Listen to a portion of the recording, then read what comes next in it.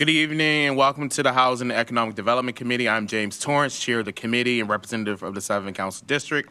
Today I'm joined by committee members Vice Chair Odette Ramos of the 14th District, Jermaine Jones of the 12th District, Thank you, Mr. Chair. Zach Blanchard of the 11th District. Thank you, Mr. Chair. Thank you. And also we are here with representatives from the Mayor's Office as well as committee staff of the Council Services, which is Tony Leva.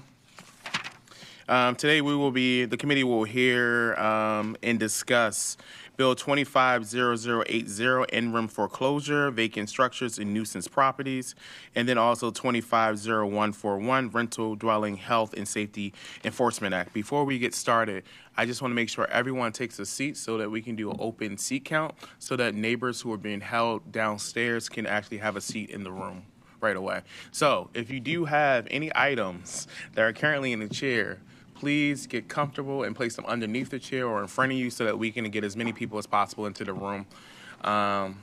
Thank you. Just to let you guys know the order of operations tonight, we're going to do the interim foreclosure bill, which is a shorter bill first. That will have a short public testimony followed by the Rental Safety Act. For the Rental Safety Act, given the number of persons here who are interested in testifying, we will go through the bill sponsor's actual comments first, then we'll go into public testimony, followed by agency reports. I am respectful for the fact that you guys took time to come out and participate in the democratic process, but also recognize that parking is not cheap, so I want to make sure you get in and out and home to your family so that you can voice your opinions. With that being said, we will hear Council Bill 250080, interim foreclosure, vacant structures, and nuisance properties for the purpose of authorizing certain property located in Baltimore City identified as a vacant structure or nuisance property under the Baltimore City Building Code to be subject to a certain interim process, foreclosure process, requiring certain procedures for an interim foreclosure, requiring the city to take certain actions to compensate the interested parties in the property that is acquired through an interim foreclosure, specifying the circumstances under which interim foreclosure judgment may be reopened, making confirming changes, as well as defining certain terms and generally relating to interim foreclosures of vacant properties. We'll have opening remarks by the sponsor, Councilwoman Ramos. Thank you, Mr. Chair, and thank you, colleagues. This bill is a companion bill to our current in-rem foreclosure process to acquire vacant properties. Currently, what I call in-rem 1 is when the liens exceed the assessed value of the property, the city can foreclose. We have been very successful, and I appreciate DHCD working hard on the implementation of in-rem 1. By my calculations, there's about 7,000 vacant and abandoned properties and vacant lots that qualify for in-rem 1, which means we have a lot of others that need some sort of action as well. In-rem 2 is designed to be that separate action or that additional action when the liens are below the value of the property. We already had a hearing on this, colleagues, and so I've been working on amendments with the Law Department and DLR. I just sent them to DHCD, so I don't imagine that they've had a chance to take a look at them at all, which is fine. I didn't anticipate having to vote today, but I do want to go over them real quick, and then we'll have to convene for another work session later on. One of the things to let you know is that initially the bill was for vacant properties and vacant lots and what we were calling nuisance properties, which are properties that are empty, but they don't quite have a vacant building notice on them. There were a lot of questions and concerns both from DHCD and committee members. I have in these amendments taken that out so that in-rem 2 is only dedicated to vacant and abandoned properties and lots. There was also a concern that we would be doing a quick take rather than looking at market value of the property to be able to make sure that once we assign the value first before taking title to the property. I have put that language in these amendments. I am just waiting on Law and DHCD to take a look at those, and we'll be able to come back to the committee, I think, with something that we can all pass and be proud of. Thank you, Mr. Chair. Thank you. At this point, we will get straight to the reports from the city agencies. I will hand things off to the law department.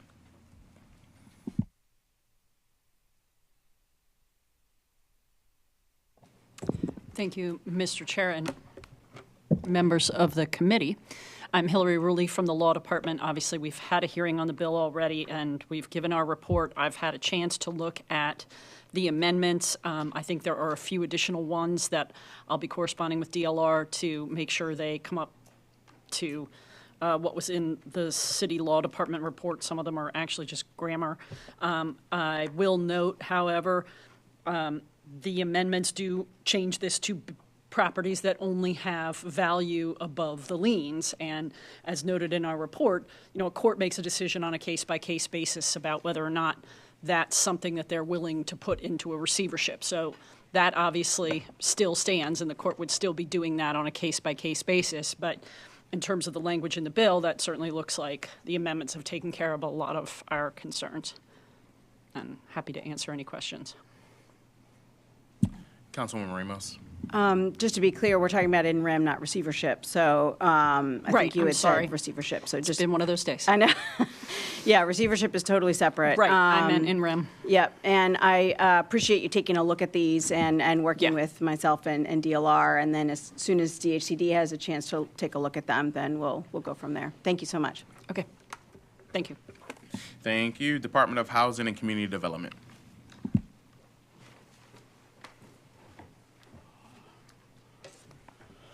Good afternoon, Chair, members of the committee. Alice Kennedy, Housing Commissioner. We stand by our bill report from our initial first hearing on the bill. We have not had a chance, given this afternoon, to be able to fully review the amendments.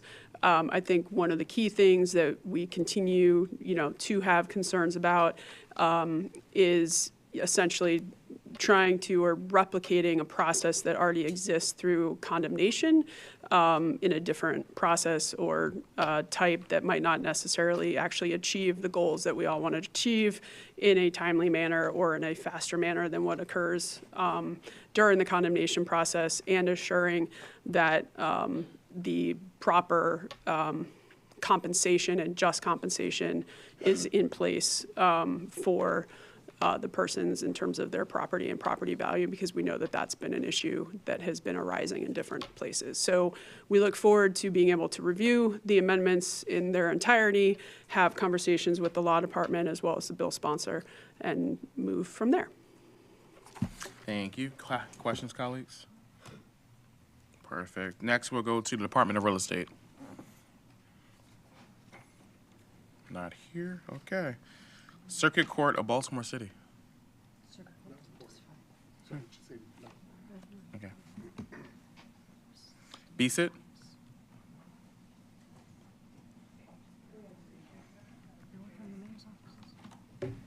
Good afternoon, Chair and members of the committee. We also stand by our report, and I'm Fabian Dorcias. I'm a program manager with BSIT. BSIT anticipates utilizing existing systems in order to implement the bill, and we don't see the need for additional technologies. We have not reviewed the amendment, so we will update our bill report should that change things. Thank you. Thank you. Committee members, are there any questions? Okay. Okay, committee members, are there any questions of the bill sponsor or anyone of the agencies? Going once, going twice. I'm asking if there are any comments or questions from members related to this bill. No, not yet, ma'am. No problem. That being said, any public testimony on the in-rim foreclosure bill?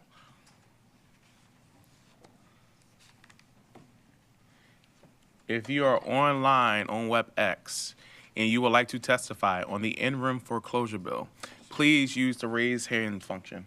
We're having an issue with the WebEx. People can't hear us online. They can't hear me online? They can't hear us online. I'm working on it now. Okay. So we may need to take a brief recess. We will take a 5-minute recess. We're going to be in recess now.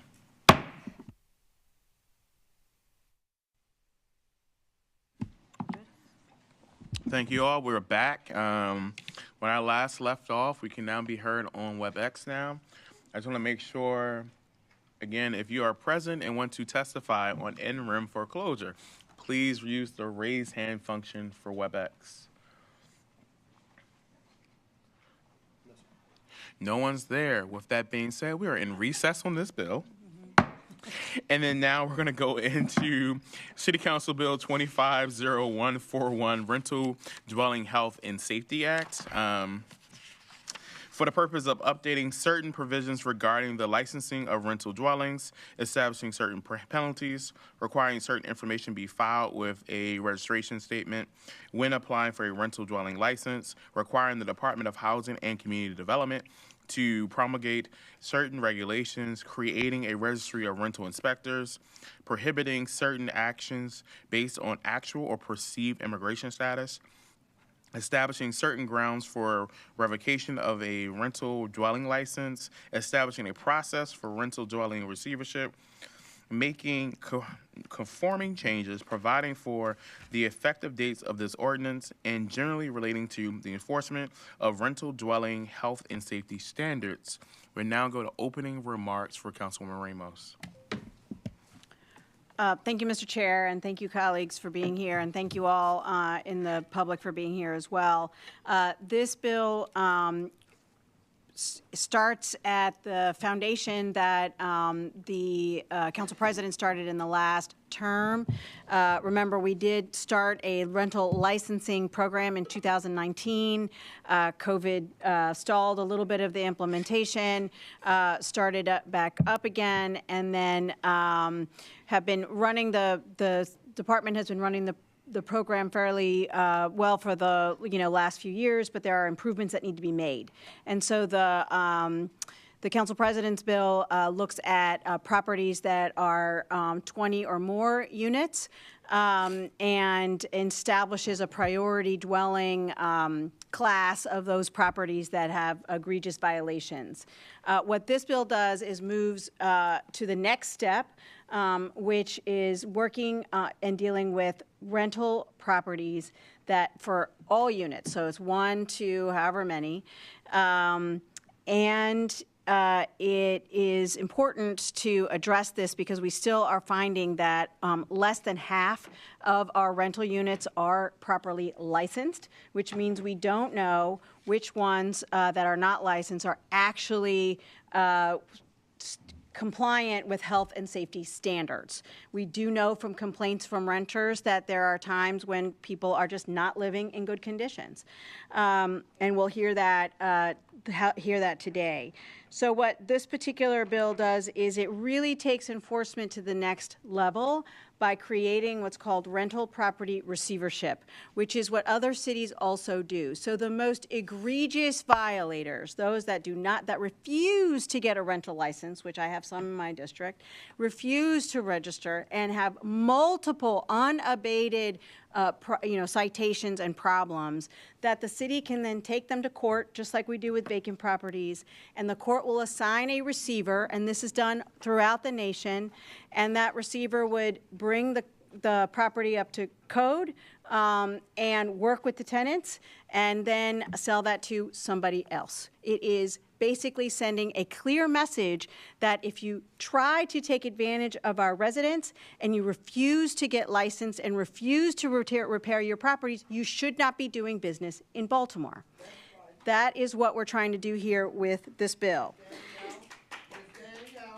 The other pieces of this bill are that there are times we know that there is actual fraud happening where there is a property that is licensed that should not be, because they may have uploaded information, false information. I have a situation in my district where somebody uploaded a fake rental license, okay?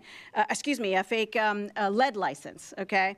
So we're asking DHCD to audit up to 200 of those of the currently licensed units to make sure that there is compliance.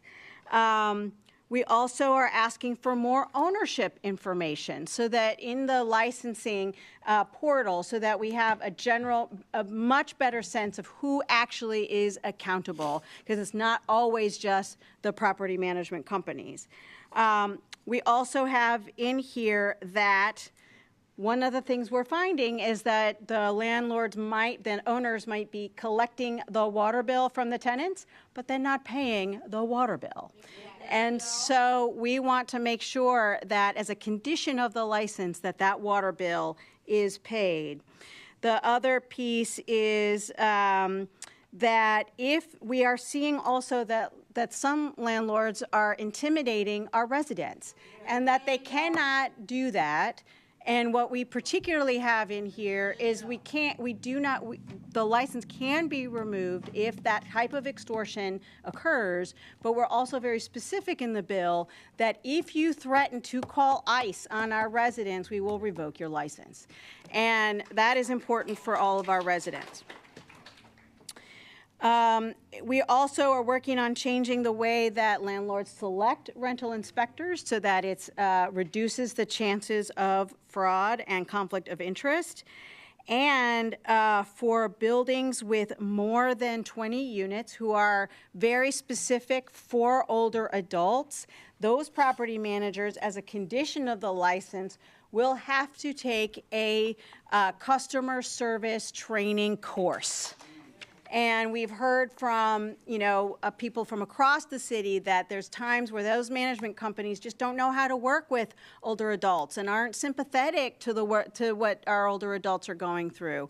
So they have to take a training course. And we envision the training course not that a physical person is giving the training course, but it could be a video, it could be something else, but it's a requirement that every single person who is staffed by the property manager has to take that course. So we're trying to make this very comprehensive to try to address some of the loopholes that we found in the current licensing law and make sure that people know and anybody who owns rental property that you cannot take advantage of our residents just for your own profit. We are going to find you and make sure that you do the right thing by our residents. So I appreciate the time, Mr. Chair. I appreciate also all of the comments that we've received from the agencies, which I guess we'll talk about later after public testimony, because I do have a lot of questions for the agencies. But I also want to thank DHCD for working on this bill. We've had hours and hours and hours of meetings to work through this and get this right, because there are things that they need out of this bill as well. And so I look forward to continuing the conversations. We're not going to be able to vote today, but we want to hear from everybody. We want to work with all the agencies to get this right. And I'm looking forward to the discussion with my colleagues as well. So thank you very much, Mr. Chair. Thank you. Thank you, Councilwoman Ramos. So in the interest of time, I just want to make sure I lay the ground rules for testimony. Testimony will be limited to 2 minutes per person. If you do have an issue related to your rental unit, we do have staff on hand. I will refer you to that staff person so that you can properly be triaged for the assistance that you may need. Because I recognize that someone may come here and have an issue that needs to be addressed. So with that being said, I will go in order by the person's name. If that person is not in this room, we'll come back to them. But I want to make sure that everyone who signed up gets heard, but there will be a strict 2 minutes. You will get a warning, but I just want to make sure that this is a strict 2 minutes, and I understand that this is a serious issue, but I just want to make sure for the interest of time in getting to the agency reports that we stick to 2 minutes. Everyone good? Perfect. Next, we will have Sarah Hollins, tenant in South.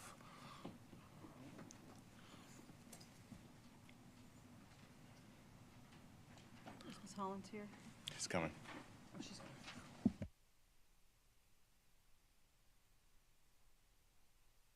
Also, please introduce yourself with your first and last name, and we will start the clock.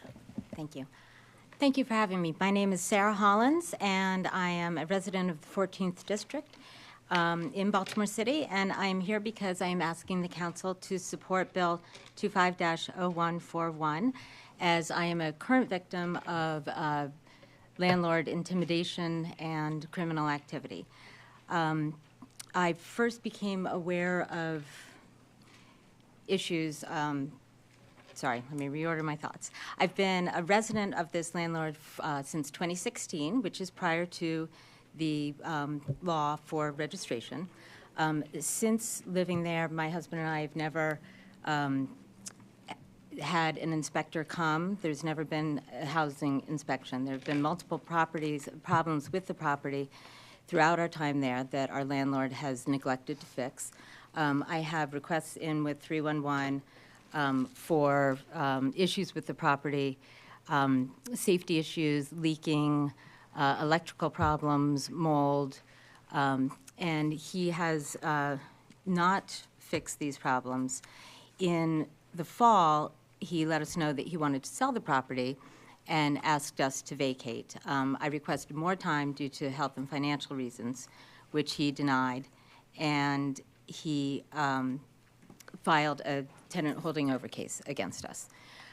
In my preparation for court, I learned that the landlord was unlicensed, and I have here the verification request from city licensing that he is not currently licensed, nor have they ever had a license on file.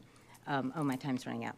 And so I'm here because we were unaware of this being a tenant right. He has engaged in intimidation tactics as far as money. We're living in an unsafe home.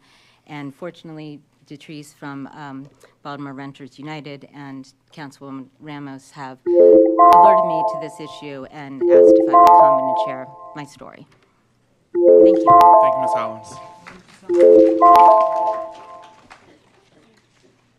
And I believe this is Maddie Frenick. Maddie Frenick.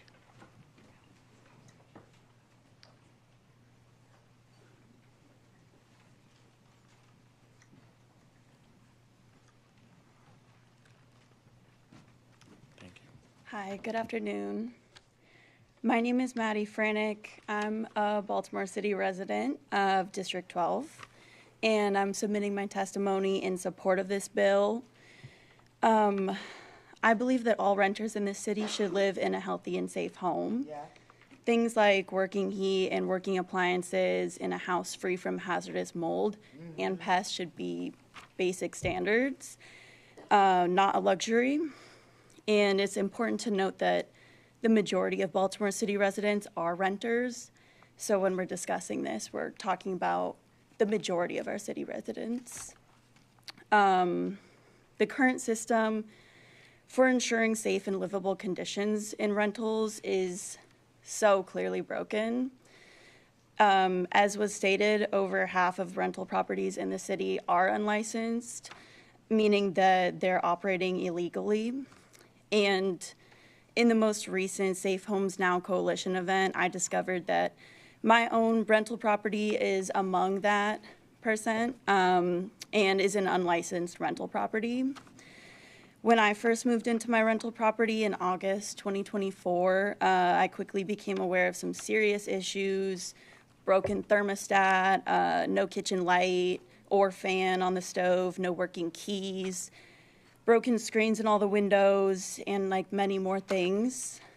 I called code enforcement to the property, and they sent over a list of all the violations.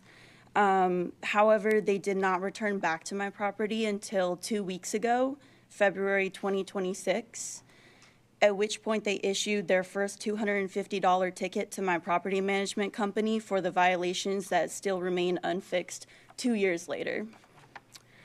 So meanwhile, at no point in this process did the code inspector let me know that the rental property was unlicensed and operating illegally. So I'm just truly mind-boggled that there's no communication between two different agents in the same city agency. So yeah, I just urge council members to support this bill, and all renters deserve safe and healthy rental properties. Thank you. Thank you. Don Aiken. Oh, sorry. Atkin, sorry.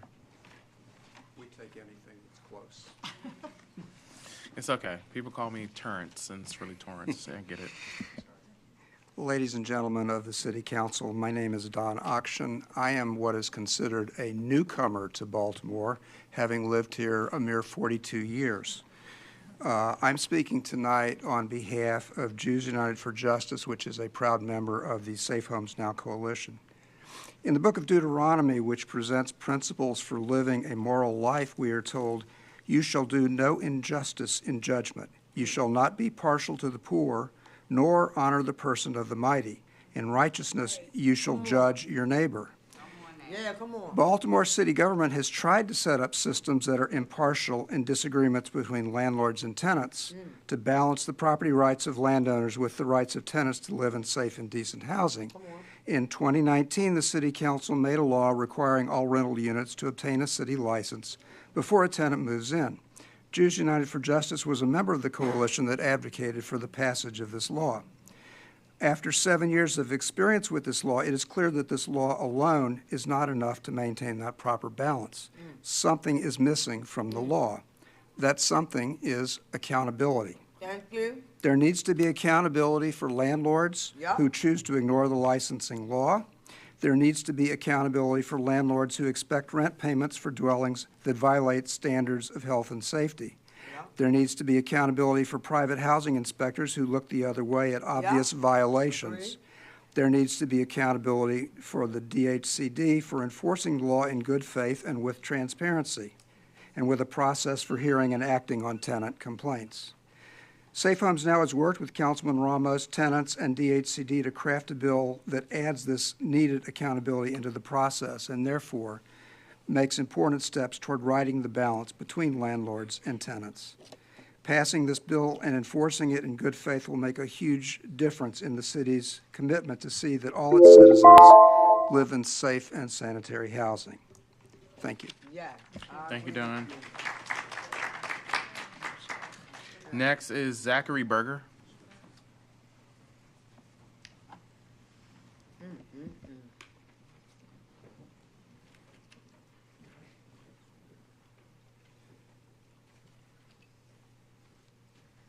Hi, I'm Zachary Berger. I am an internal medicine physician at a local large academic medical center, and I also see undocumented patients at a community health center. I'm here speaking as an individual. My low-income patients, and particularly my undocumented patients, live in horrible conditions and have no recourse for complaints. Obviously, I can't speak for them, but I can try to speak with them because obviously my undocumented patients have various reasons not to be here today providing their own testimony. I have many patients that live in horrible conditions and feel intimidated and constrained and complaining about their rental conditions. And so I want to speak particularly to the provision of this law that forbids landlords from threatening their tenants with reporting to ICE. And so I think that's an obvious obvious part of this bill, an obvious reason to support it as part of our general opposition to the nativist and anti-immigrant sentiment that's widespread in our nation and that Baltimore should oppose. So I would thank you in advance to the council for supporting this bill, and I'd like to thank you for supporting my patients with this bill. Thank you very much. Thank you. We have Detrice Downridge.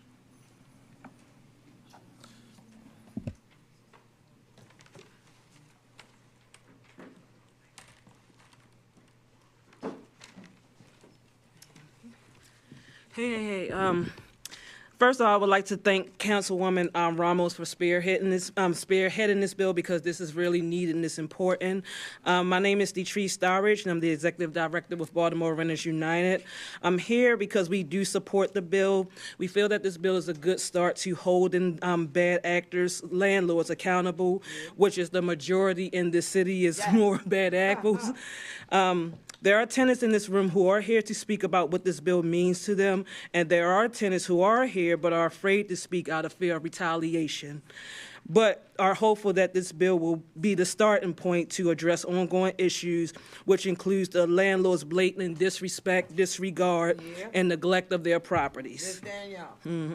There are many landlords who engage in this behavior, and an example of that is storing properties located on Harvey Johnson Towers at 1510 Moser Street, which have been quoted saying, "You're poor. You don't need to complain.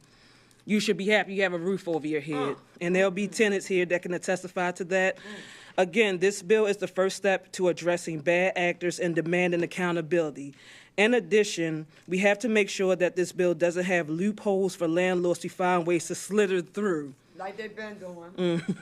In addition, we ask that city agencies such as DHCD step in and ramp up efforts to really hold these bad landlords accountable and really support us and tenants in really getting these slumlords out the city. Yeah, knock them down. Yeah. All right. They said, you got one domino, then they're all going down. Thank you. Next is Kier Mazan. Gee, that's like we trash, like we don't have, not me. I can't wait to talk. Good evening, Chair and committee members. My name is Leal Donna-Dwyer. I'm an attorney at the Public Justice Center and a member of Safe Homes Now. I will be reading testimony on behalf of tenant Kia Muzone. My name is Kia Muzone. I live in District 3. My home has not had working heat all winter. I have multiple sclerosis, and the cold temperatures make my symptoms worse. I only found out last month that the home I've been renting for 5 years did not have a rental license. However, somehow, the same day I confronted my landlord about the lack of license, he was able to go to DHCD and get a rental license with an outdated inspection, despite the fact that there was no heat in my home. I found out that he used an inspection from March 2025 to get a license in January 2026, although the law says the inspection has to occur within 90 days of applying for a license. If this was actually followed, the heat in my home would have had to be fixed before my landlord could have gotten a license. Issuing licensing using outdated inspections defeats the purpose of the rental licensing law, to keep rental housing safe for tenants. This is why we need to pass Bill 250141, so that landlords are held accountable for fixing their rental properties and keeping tenants safe. Thank you. Thank you.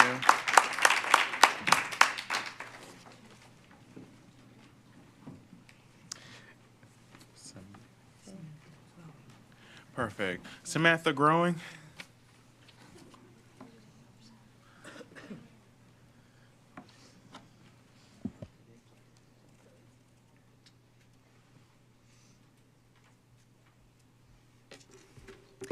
Hello, and thank you for hearing our public testimony today. My name is Samantha Gowing. I'm an attorney with the Public Justice Center. I represent tenants who are facing eviction. I'm also a Baltimore City resident in District 14, and I'm a member of the Safe Homes Now Coalition, which you can see represented here in the pink shirts today. As an attorney, I represent people all the time who are living in properties with horrible conditions, but somehow they have a rental license as well. And we're constantly asking, how did this property pass inspection?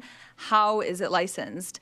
As an attorney, I've tried to raise this issue on behalf of my clients. Sometimes I get a response, sometimes I get no response. And sometimes I have clients who are living in unlicensed properties where the landlord essentially has given up. They've decided not to do anything, and they're just going to wait it out, wait for the tenant to get so sick of it that they have to move. They can rent to someone else, and then find someone who won't complain. So these are patterns that we're seeing that we need to fill these loopholes that are in the law so that we can address these issues and ensure that the rental licensing bill is actually providing safe housing for all and not just being used as a rubber stamp where landlords can submit whatever document they want and get a license. I know that there are some concerns about the city's ability to restrict what inspectors can do or what inspectors landlords can work with. I just want to say that this bill is looking very, very specifically to rental inspections under this bill. It's not addressing home inspections generally. It doesn't get in the way of home inspectors' ability to do home inspections under Maryland state law. So there isn't a preemption issue there. It's just about Baltimore City being able to regulate its own licensing process and say if you want to do a home inspection, do it with whoever. But if you want a rental license from the city, this is what you have to do. So I really urge you as a committee to support Bill 250141. Thank you. Thank you, Samantha. Next, we have Ruth Ann Norton.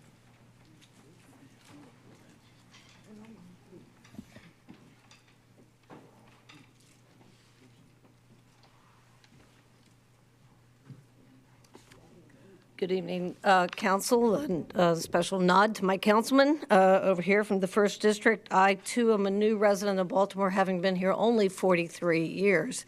But let me just say that I represent the Green and Healthy Homes Initiative. Our experience in helping to implement the Maryland Lead Risk Reduction Law has shown that enforcement works, that providing rights to tenants to have a voice in that enforcement works. We have a resulting 99.6% reduction in childhood lead poisoning. The bill before us today, which we strongly support, remedies the current fault in Baltimore's law, giving greater voice to tenants and greater voice to tenants when there are issues that we have seen as recently as the Rodney Barkley case, the 1,400 invalid certificates, lead paint certificates in Baltimore. What that means is effectively this. You can't have a legal rental in the city of Baltimore if you're not in compliance with the Maryland Lead Risk Reduction in Housing law.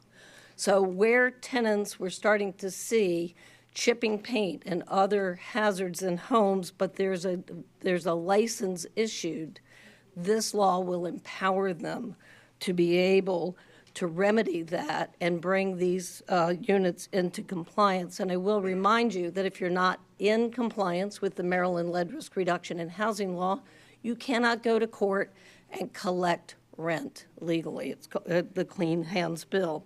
So this effort by Councilwoman Ramos and the Safe Homes Coalition is critically important in getting us to a place that is important, which is correcting the toxic legacy of lead and unhealthy housing in this city. It's immoral, and it has direct consequences on children's health, their ability to get in the classroom healthy and ready to learn, and for the cost of taxpayers over time. You have our written testimony. I urge you to adopt this bill. Thank you. Thank you. Next, we'll have Gloria Vincent. Here I come. Hold up. Wait a minute. Oh, Jesus. Ooh. My name is Gloria Vincent, and I am totally opposed of slum landlords. I get myself together 2016 to 2025 or 26. I don't have a problem paying my rent.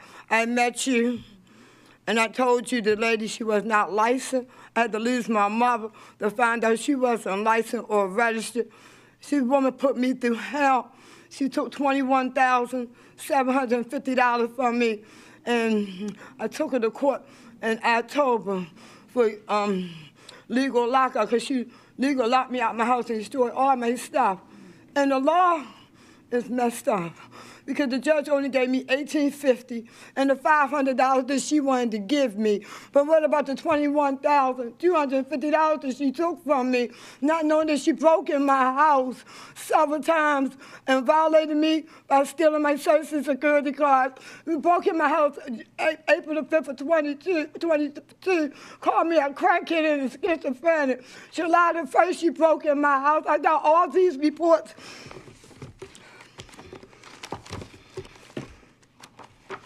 And you seen the pictures. I got all the pictures, how she had me living. And I want justice, and it's not about, it's not about me now, it's about my peers and my family that's living like this. I don't have a problem paying my rent. It's the way I'm living. And where I'm living at now, 2825 North Calvert Street. The ceiling leaked, and I called them and told them, and then the wrong thing he told me, that he's going to try to get somebody to fix it. And I'm tired of living in mold, lead, and asbestos. I'm 62 years old, and I want to live my life the way I'm supposed to live it, not the way y'all tell me this is the way I have to live. She knew she wasn't licensed. She bought the house in December of 2018. She tried to get it fixed February of 2019. She worked for Civil Rights of Maryland because I came to her to help me fight Williamson against the apartment with a one-bedroom with 13 violations. Instead of helping me, she helped herself and moved me in something that wasn't fit to live in. And how I found that out, I had to lose my mother August the 8th of 21. And she called me up September the 1st and told me this is business. If I don't get a roommate, I'd have to be out. I found somebody to pay my rent for a year, and that's where it got stinking. She wasn't licensed. They emailed her February the 8th of 22 and told her the money's still on the table.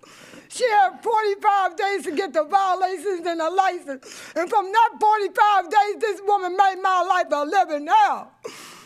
And I'm mad, because y'all ain't doing nothing. I went through every legal issue in Baltimore City from 2016, and this is 2026, and I haven't got nothing done.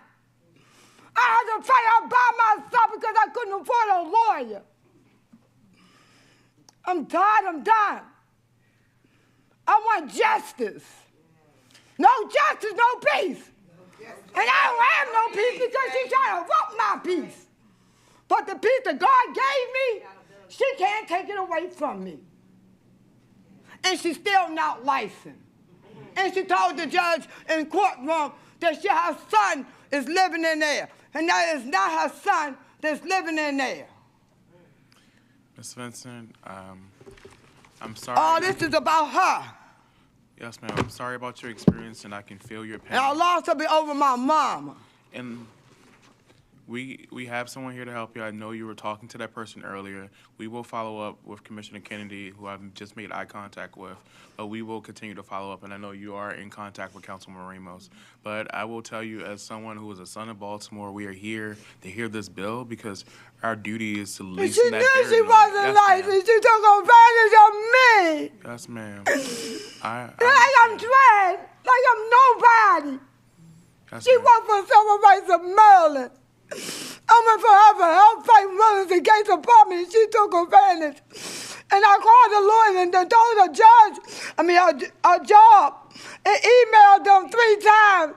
They said they were going to get back with me. Here the stimulation is over with. She going around telling me I'm crazy, I'm a skyscraper, I don't know nothing. But here I stand up for you, and I'm going to fight you to the end. I'll do this to the end. Yes, ma'am. Thank you. Thank you.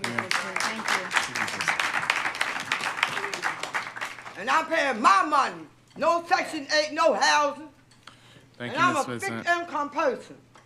Ms. Matthews, Ms. Sarah Matthews. Thank you.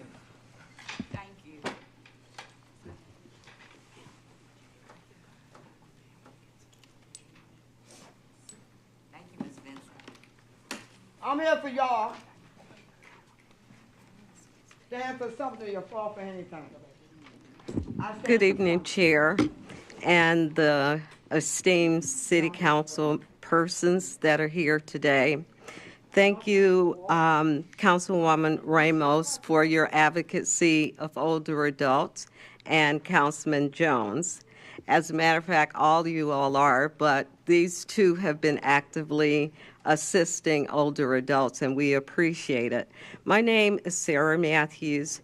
I'm the founder and chair of the Gary Magnum Empowerment Team. As a representative of 143,000 older adults who live in senior residential housing, we wholeheartedly support and plead with the committee to pass this much-needed bill.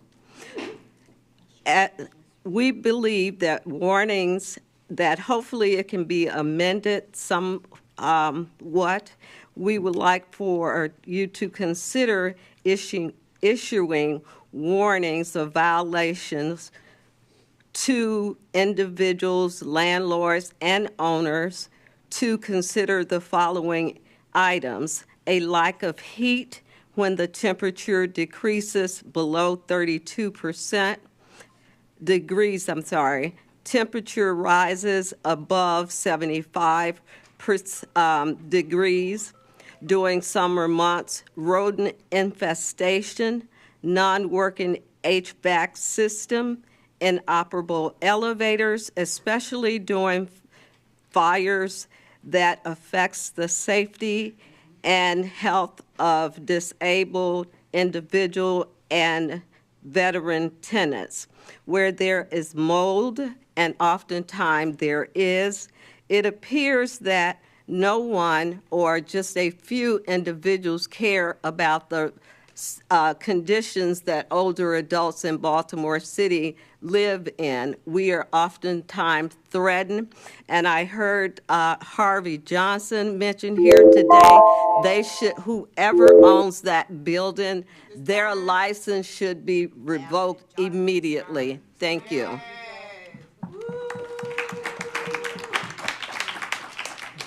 Thank you, Ms. Matthews, former councilperson in Ambridge.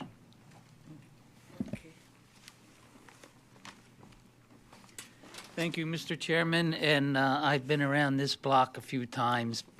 I've served with 8 mayors and now 4 county executives. I've been a consultant for the last 4 county executives and set up their protocols for inspection services and now other related volunteer compliance for low-income housing.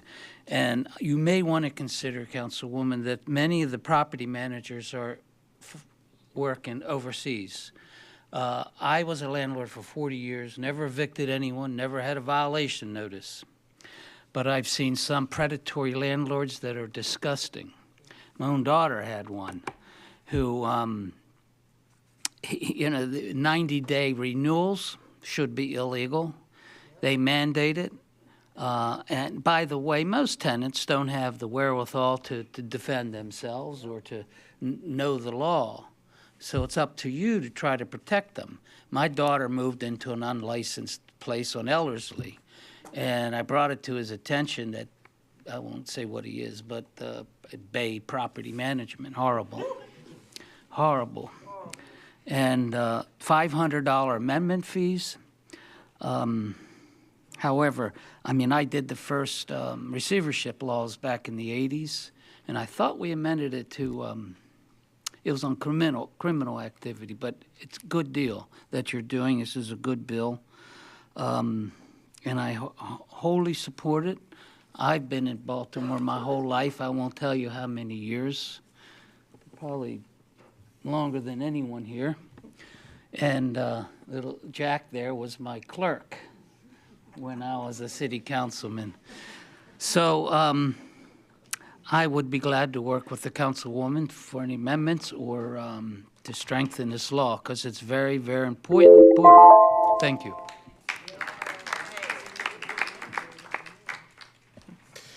Catherine Howard.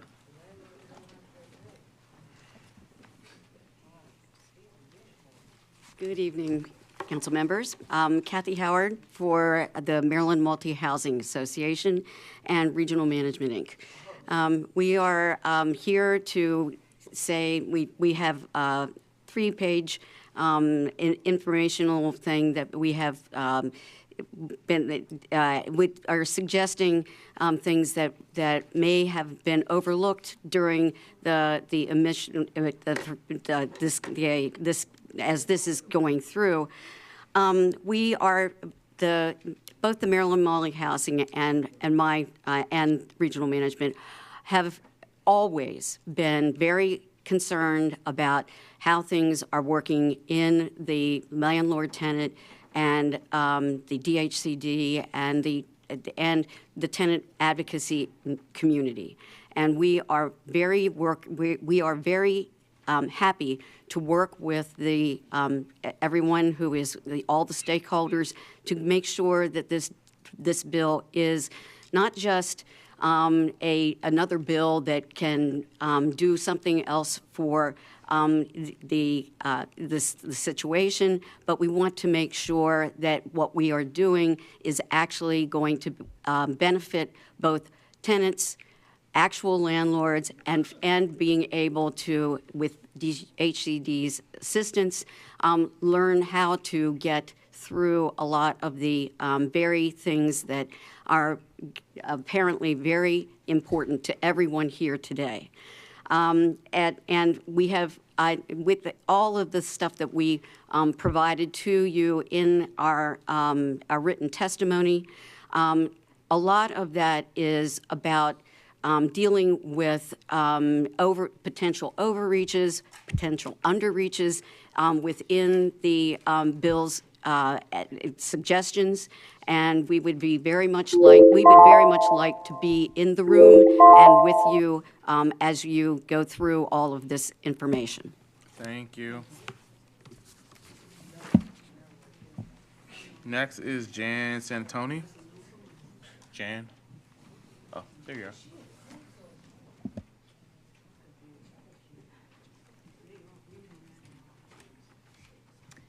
Good evening. I'm Jane Santoni from the private law firm of Santoni, Vacci, and Ortega. We represent primarily tenants in throughout Maryland, including Baltimore City, and we are very much in favor of this bill. I'd like to address specifically the part of the bill requiring landlord corporate LLC disclosures. I've taken numerous depositions, as have my colleagues, of corporate representatives. I will tell you that without knowing who the actual people who are the owners are, it's very, very difficult to get information or to find out who knows information. Although the corporate representatives always seem adamant about knowing how to collect rent, they know very, very little about addressing conditions, illegal fees, etc. There was mention in some of the comments and concerns about this bill from the law department that resident agents can fulfill that role. I will tell you, as an attorney who's been practicing for 40 years, they cannot. Resident agents only have the role of being able to accept service, and oftentimes they are corporations themselves. So the other concern was governmental interests being sufficient enough for the disclosure to be required. I will tell you that I can't think of a more important governmental interest than the safety of human beings and the assurance that they are not subject to illegal charges or illegal evictions. Thank you.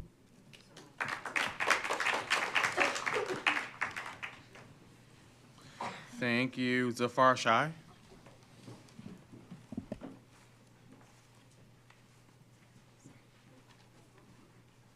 Okay, thank you. Mr. Chair, members of the committee, Zafar Shah, Maryland Legal Aid. We urge the committee to pass a strong version of this bill. Maryland Legal Aid represents dozens of tenants at a building on the west side of Baltimore where these tenants who have disabilities, are largely elderly, have not had heat in the winter for several winters. They have not had cooling despite having an HVAC system for several summers.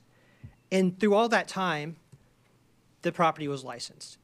And we did work with DHCD. We sought revocation of the license for this property as we were litigating a case against the landlord. And it took 275 days for DHCD to revoke that license. At another property, and Councilmember Blanchard knows this property very well, we also worked with the Special Investigations Unit of DHCD with our suspicions that there had been some misrepresentations or fraud with the licensing of the property. And during the special investigation, DHCD issued a license for this property. There are problems, and in my time remaining, I just want to say that I did work with former council member Bill Henry and with Mr. Hessler and with MMHA years ago in 2018 on the expansion of the rental license ordinance. And at that time, there were things that we baked into the bill because it was a cascade of rationalizations about what would work.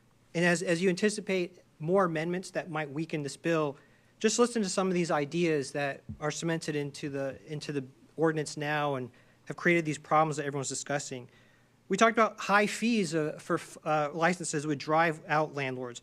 We couldn't afford DHCD inspectors, so we had to use private inspectors. We couldn't limit, DHCD could not limit conflicts of interest between landlords and those private inspectors because they need to operate at a scale that will allow them to bargain and reduce the cost of those inspections. And then finally, you can't tell DHCD to audit a specific number of units because we should just trust that that's going to happen at their discretion. And so here we are. This bill is significantly needed. We need to strengthen the measures in this bill, not weaken them. Thank you.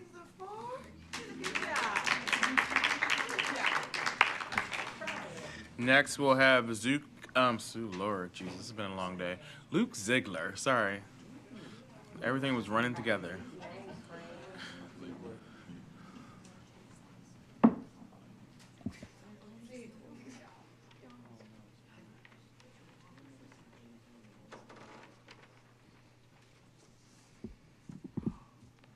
Hello, I'm Luke Ziegler. I'm a renter who lives in the Federal Hill neighborhood, and I'd like to ask the committee to approve Bill 250141. You've already heard a lot of renter experiences, but I'll just add my own. Fundamentally, this bill is about empowering renters and making sure that we actually hold landlords accountable for the buildings that they own. So I've rented for my whole adult life, including the years that I've lived in Baltimore.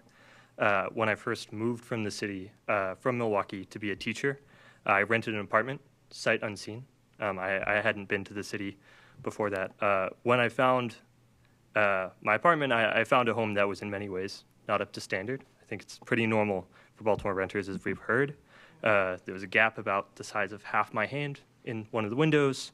The bath was painted for some reason, and it was dangerously slippery. There was no ventilation in the kitchen or the bathroom. And the fridge wasn't grounded, so I was at risk of being electrified for several months, which is fun. But when I spoke to my landlord about these issues, they assured me it had been inspected, it was up to code, no issues. But it was clear from my personal experience that the home was unsafe. And all things considered, I think I was lucky, given what I've heard from other friends in the city, other people in this room. I think it could have been much worse, but that is a current standard for renting in Baltimore City. This bill would give us a real method to hold landlords accountable. It would make sure that renters can actually see their conditions improve and not just hope that they will at some point in the future, and it would take away inappropriate leverage from landlords, which is especially important in our current age of federal overreach and punitive immigration enforcement. So I strongly support this bill, and I ask the committee to approve it. Thank you. Thank you. Next is Gary Taylor.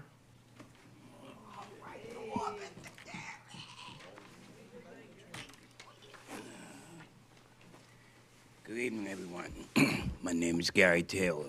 I'm speaking on behalf of Harvey Johnson's. That's where I live at. It's one of the reddest holes I ever seen in my life. It's my first, but it's mine. What I get done in, nothing. What's being done, you receiving my money. That's about it.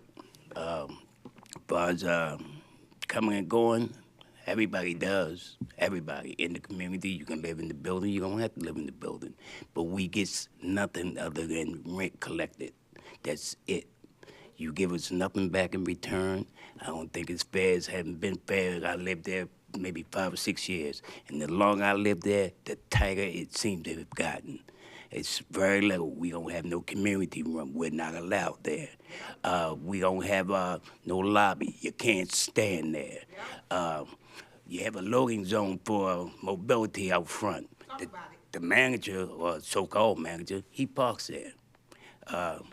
And constantly will tell you, if you park your car there, he'll tell you, come knock on your apartment door and ask you to move your car so he can get right back there. I've had an altercation or a thing that happened one time where there's a senior in the building, lives on the 6th floor. I went to the store to get him something, come back, he wasn't in his apartment. I got scared. I go to the manager and tell the manager, would you please, sir, help me? Go check on, we don't do home checks or we don't do welfare checks. I thought that was wrong. So I called the police. Then once I got him, he was okay and everything. But the whole nut in the shell was, I mean, the way the place is being ran, nothing's being done, but everything is being received, and not by the tenants, by the landlord, so-called, the manager, or if that's what you want to call him, things like that. There's something fair in the building, and we're treated like scum of the earth. It's a safe haven for anything and everything but us. Thank you.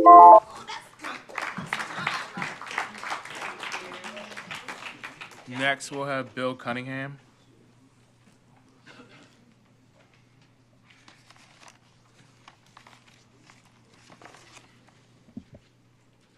My name is Bill Cunningham. I'm a very proud resident of Remington, a transformation community.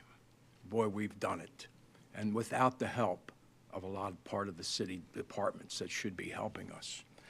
Favor of your law ain't worth nothing that if the paper it's printed on if you don't start doing some enforcement. The first law is not being enforced. I gave you some handouts. I did a little study on 4 blocks in the city, in Remington. And I've been doing that study for over 5 years. And on December the 19th, I put in 39 complaints. Thank you for finally listening and allowing me to do it online. Yes. Took years to do that. Yes.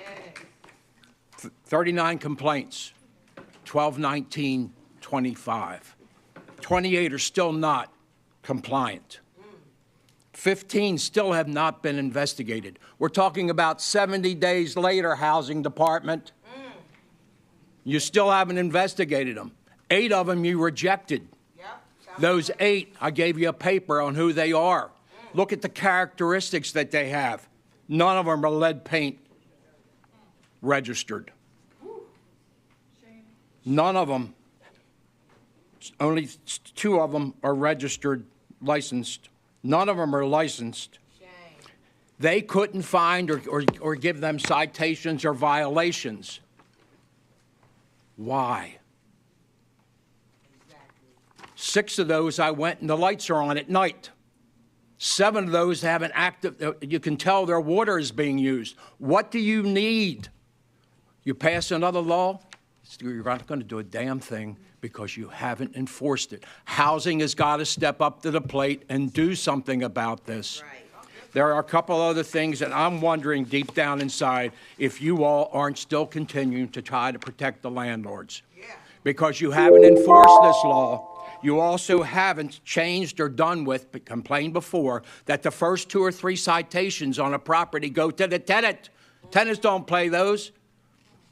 We also can't see what the fines are and how much fines are and whether they paid. You all are hiding and protecting landlords. Realize that, accept it, and be honorable human beings in the city of Baltimore and do something about this. You have to tell housing to do this. They refuse to change. Thank you all.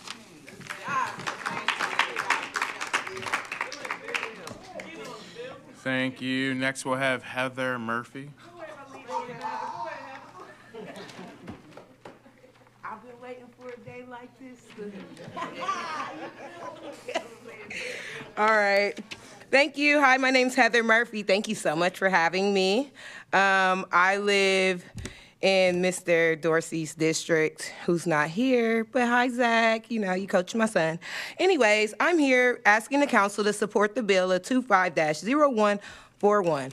The reason why I would like for you to support this bill is because while we have humanized the landlords and villainized the tenants, they are living in conditions that you wouldn't put your dog in. Not only have they been living in those conditions, but these unlicensed landlords refuse to repair, and we're asking for you to actually extend because our tenants want to be able to relocate.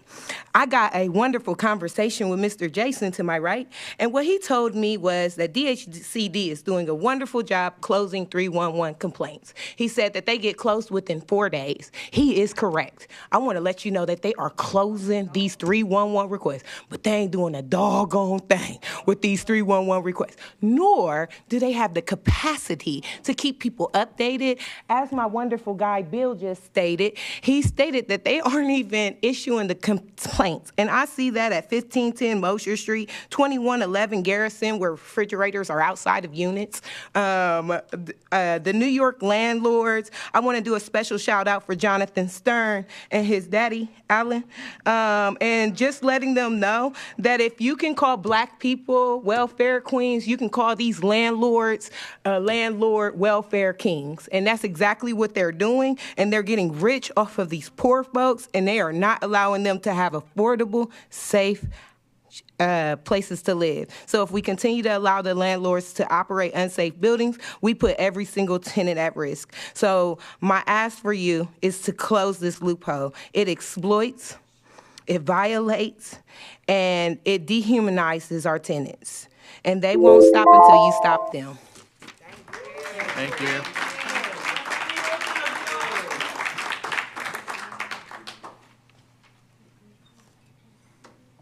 Killian Kimberly.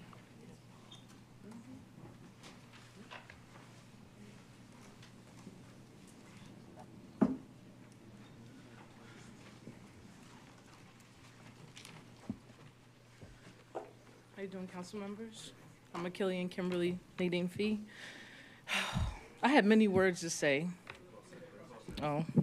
I have many words to say, but I just want to say thank you, Jesus, for the breath of my lungs, and thank you for everyone that has come to testify. As you go home tonight, I hope that you each look in the mirror and really address who you are in the presence of God. Because these laws and these things that are not being upheld, I'm utterly appalled. I'm taking every breath of me to not burst into tears. I cannot believe that I live in a state to where you don't treat everyone equal. The racism is beyond words here, and it continues. So whoever knows to follow the money, please do that so that these things can be held accountable. I'm not gonna stand and stay in a place to where you allow the devil to run rampant, treat children as numbers, and it's always profit over people. I didn't even know what I was gonna say, but let's put it this way. I told my landlord I'll burn this place down, okay? So what I'm meaning by that is spiritually, I don't put salt in the water and y'all bridge fell down. Stop playing with Jesus. Stop playing with God. Stop playing with God's children. The devil is a lie, and if y'all want to wake up tomorrow and have good things happen, please pass the law and stop letting the landlords get away with this nonsense. Because I promise you, I'm not here because I want to be. I'm like Jonah. I'd rather burn this whole place down and start over. Just like they tried to do with LA, which they did. And I don't know, but I'm pretty sure that every one of y'all wants some good stuff in your life, right? We all want good stuff? Yes. I'm pretty sure the Ravens ain't going to win unless y'all let God have the glory. Do you understand me? Because I'm pretty sure that's going to be the next thing that's going to fall down. Don't quote me on it, but thank you for your time, because this is just a gross misuse of taxpayer dollars altogether. All right, thank you. David Wheaton.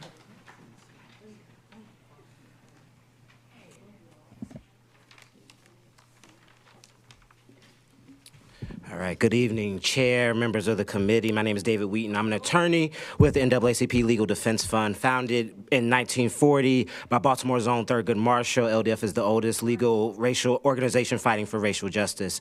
We are extremely pleased to support this legislation. Almost 60% of Black Baltimore residents rent their homes, and more than half of all residents of Baltimore rent. Baltimore tenants have consistently had to deal with mice and rat infestations, mold, and faulty and hazardous appliances in their units. This legislation hopes to help tenants live in buildings with poor conditions by ensuring that tenants have the information that they need about inspections and licensure status of the residents so that tenants can make informed decisions about their housing. We ask for a swift passage of the bill. I did want to address a few of the concerns raised by the city solicitor's office. First, about the First Amendment rights on the bill disclosures for property owners that must be removed because they are not related to a legitimate government interest. We do think that the disclosure requirement is critically important and connected to a legitimate government interest by keeping residents safe and free from uninhabitable conditions. When there is a connection between the disclosed information and an important government interest, courts have upheld those disclosure ordinances. In New York, they enacted Senate Bill 7133 enacted in 2019, that mandates that LLCs buying or selling residential real estates disclose the names, business address, and taxpayer identification numbers of all members and managers. That law aimed to increase transparency in property ownership. This bill also similarly aims to increase transparency as well. Also on the increasing accountability for the rental inspectors and the questions raised by the solicitor's office there.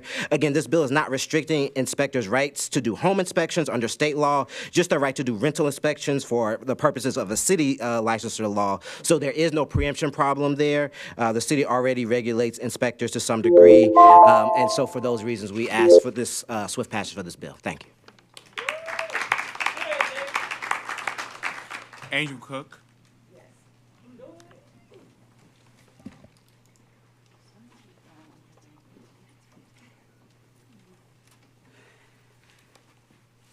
Hi, Councilman, Council.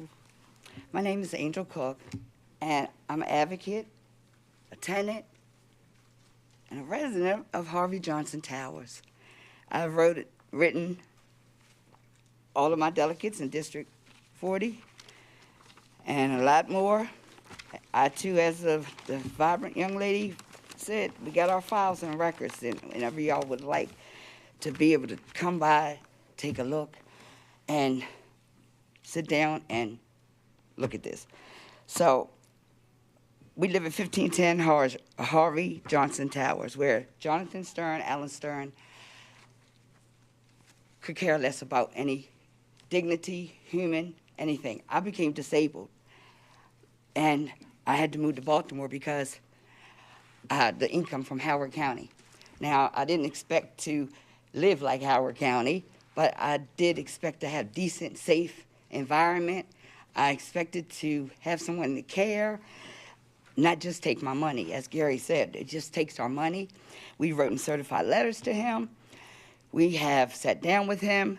Board of Renters United has come in for us to help us try to get resolutions. He will not respond. He will not cooperate. But he has 3 Teslas and a truck that we purchased. We're making slumlords rich. He is a slumlord. He is rich, and he looks at like the Bible. There's Proverbs 14 says, "Whoever oppresses a man, the poor." And I'm not going to tell you how it ends. You should know how that ends in Proverbs 14, and it's right in front of y'all's eyes. Like someone said, it's right there. We have reached out. We have mold. I just was in a fire. I can stand up here too long. But I only got 2 minutes, so I was just in a fire. We had a fire in our building just on Friday at 2 a.m. Fire department came, told us to go back in our apartments. It was smoke ventilation just on my 3rd floor. So the fire department, we complied. I had to go to the hospital because I couldn't breathe on Saturday when I went to do my job. I started feeling, couldn't breathe. I have carbon monoxide poisoning. I just got out of some kind of oxygen stuff, treatments, and no one's told us what that was. The point is, we need help advocating, getting these laws changed. We're living in unsafe rental buildings, and that's not appropriate. So I'm fully in favor of Support Bill 25041. You give weekly reports. I see you, Ramos. You always are in your community doing things. So I just want you to know that everything is what it appears in our letters. It is bad. It is wrong. And it needs to be out there. I speak it publicly right now. I'm tired, but I have plenty op-eds and all kinds of things for you. But the unresolved maintenance issues are rodent infestation, bed bug infestation, unusable common area. The trash chute is full of rats. It's used for all kinds of drug activity. We have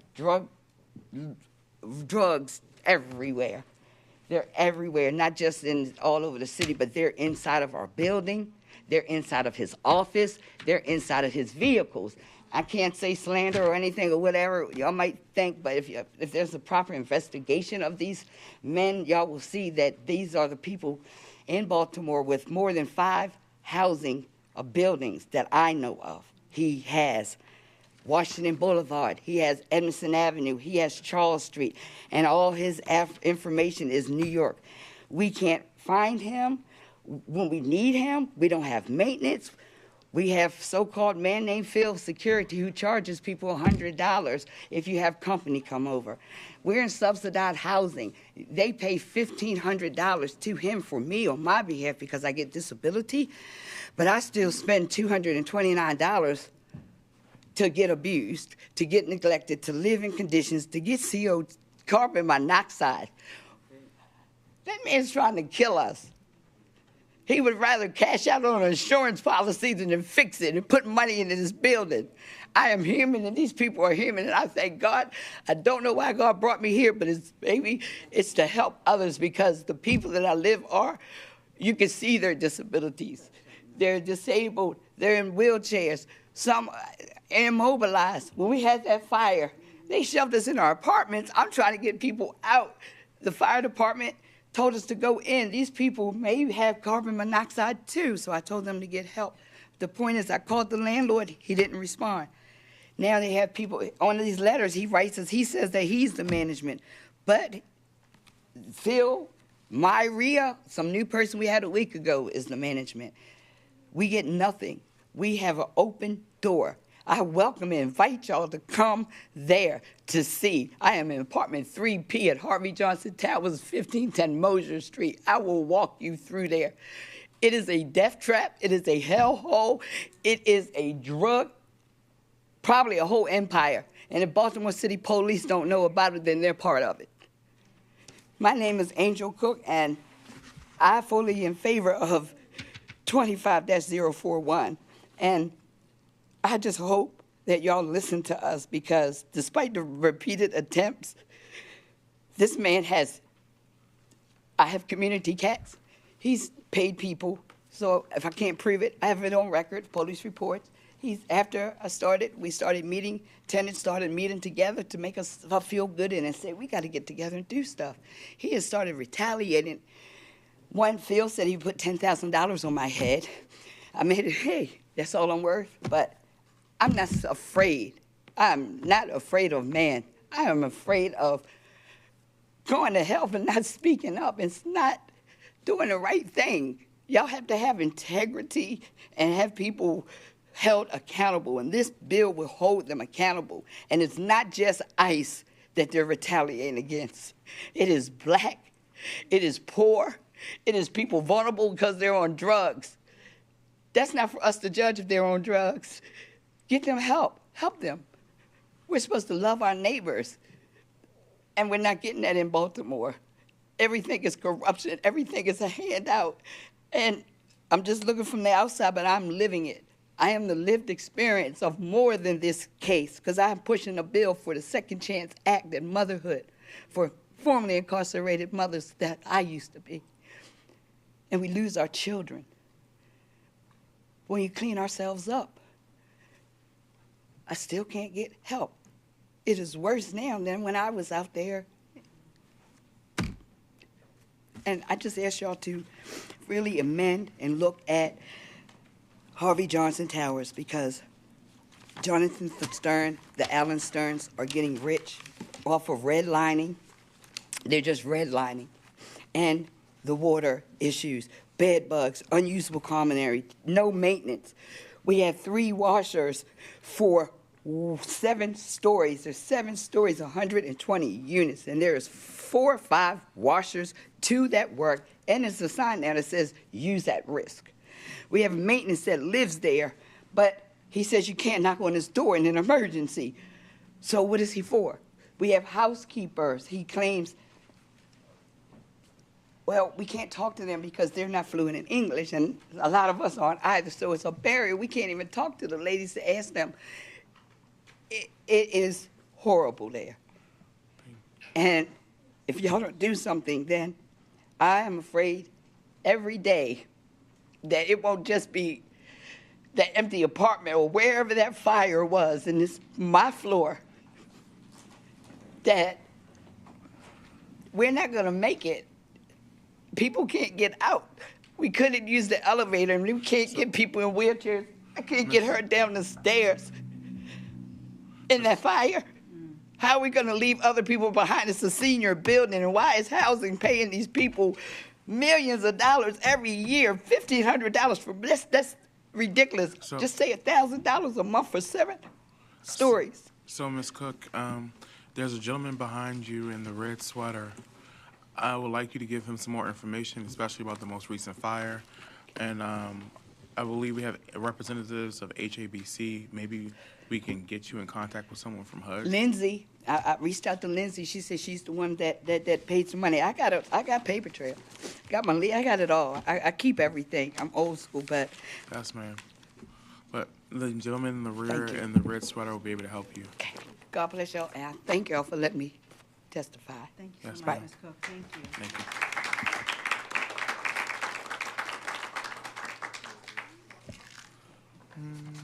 Zachary Berger. Yep, you signed in twice. Sierra Murphy. Sierra Murphy. Oh, she's right there. Okay, that is everyone who signed up on this sheet. So what I'm going to do is, if you are in this room and can hear the sound of my voice and you would like to testify, please come forward now if you would like to testify. Because I at least want to give a person the opportunity, if they did not sign up, to actually testify. Yes, ma'am.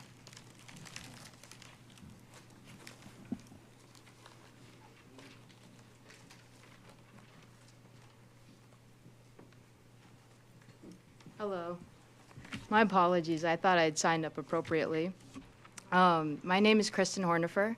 I'm a resident of Barclay, District 12. I moved there in April. I love my neighborhood. People have been extremely welcoming, and we've formed nice community.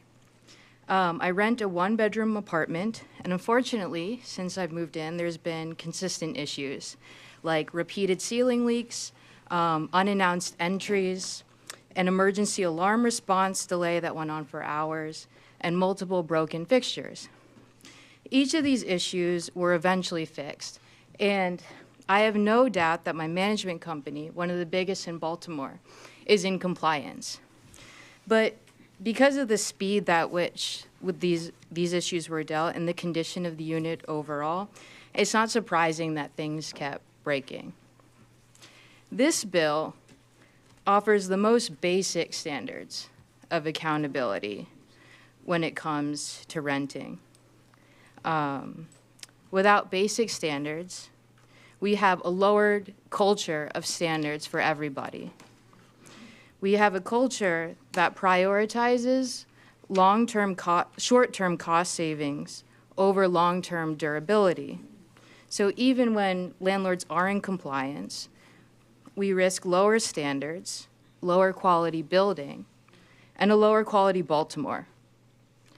But when compliance becomes a floor and not a ceiling, markets reward transparency.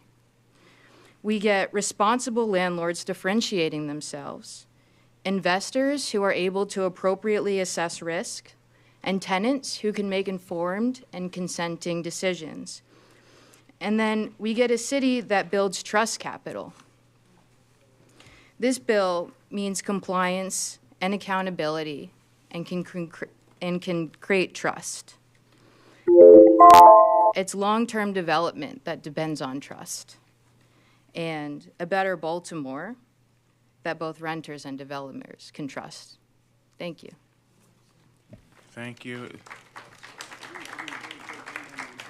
Is there anyone else present that would like to testify? I would.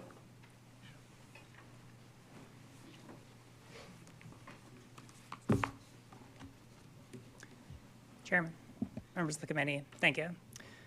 I am Riley Grace Rochong, and I am an attorney here on behalf of the Green Healthy Homes Initiative, and we are here in support of the Safe Homes Now Act. Now, my executive director earlier had testified about the relationship that this bill has to Maryland's lead law, and she had discussed a case that you all are probably familiar with at this point already, the case involving Rodney Barclay.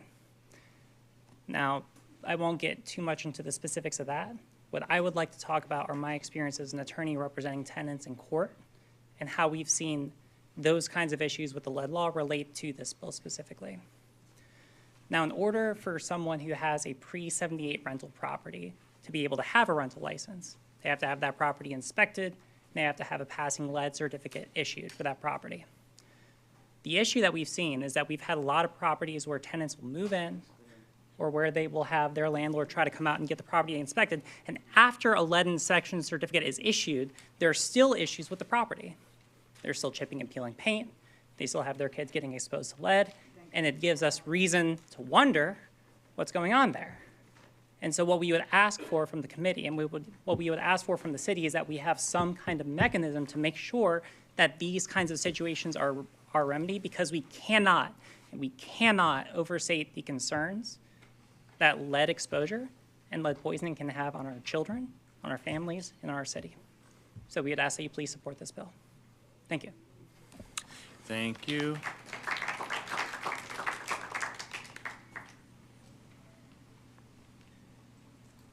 Hello, hello. So my name's Eddie Blackstone. I'm the Baltimore organizer at the Community Development Network. And I actually didn't plan on coming here speaking today, but I will. So I want to look at this at a different lens. I'm born and raised in Baltimore City, been here all 33 years of my life. I've been homeless in this city 3 times. I've been evicted 5 times. 2 times, there was a lady that mentioned that the landlord came, locked the doors, and ended up taking all their stuff. I've lost my own belongings. I've lost dear gifts from family members, Social Security cards, birth certificates, everything that this country says that you need in order to be human. And I've taught in city schools. I've taught for 7 years, and I've had students walk in classrooms because they were spending the night at their aunt's house, their cousin's house, their mother's house because them and their family have been evicted.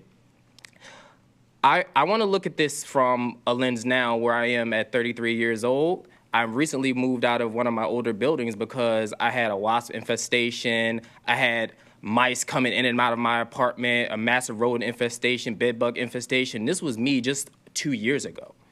Even in the building that I live at now, there's tenants in that building. Thank God I spoke to Detrice and Baltimore Renters United. There's people that when a sprinkler flooded, a young lady lost half of her belongings because it flooded into her apartment. There is rodent infestations that are burrowing through people's walls. Like, this is a serious situation. And even now in the job that I work in, where I consistently go around Baltimore City and I communicate with people in the community about laws that impact them, and they're telling me about these situations on a consistent basis. I'm not going to sit up here and say I'm going to smite you with Jesus, but what I will say is, as somebody that's born and raised in Baltimore City and actively work with not only elderly people, young people, everybody in the community, this needs to change. That's all I have to say, and I appreciate y'all time. Thank you. If you are online and would wish to testify, please use the raise hand function and we will recognize you.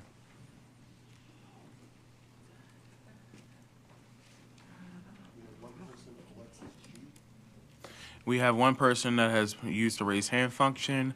We will now go to Alexis G. We will unmute you for 2 minutes.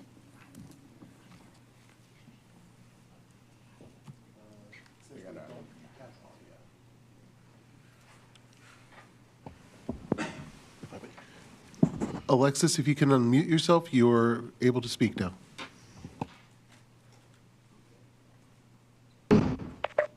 Okay. I believe I'm unmuted. Thank you for allowing me to say something. I was scared I was going to be able to speak. I moved to the area, bouncing around from place to place, and I moved to the area a few years ago, and I was able to rent about 1.5 years ago. From what initially presented itself as like a family friend, or friend of the family. So it should have been a nice situation, but it wasn't the best living situation, similar to what everyone else is saying. You can hear rats running around in the ceiling. Thank God we didn't see any rats, but we did have a mice infestation. I had issues with mold as well. There was 2 floods. The first flood, there was mold. That was back in like 2024. And we let the landlord know, He didn't do anything about it. He did come and remove some molded items, but not all. But it did seem to have like removed the items. So we thought, you know, everything was cool. Put stuff down in the basement, molded it, lost a bunch of items. He came back to install a washer and dryer and didn't end up doing that.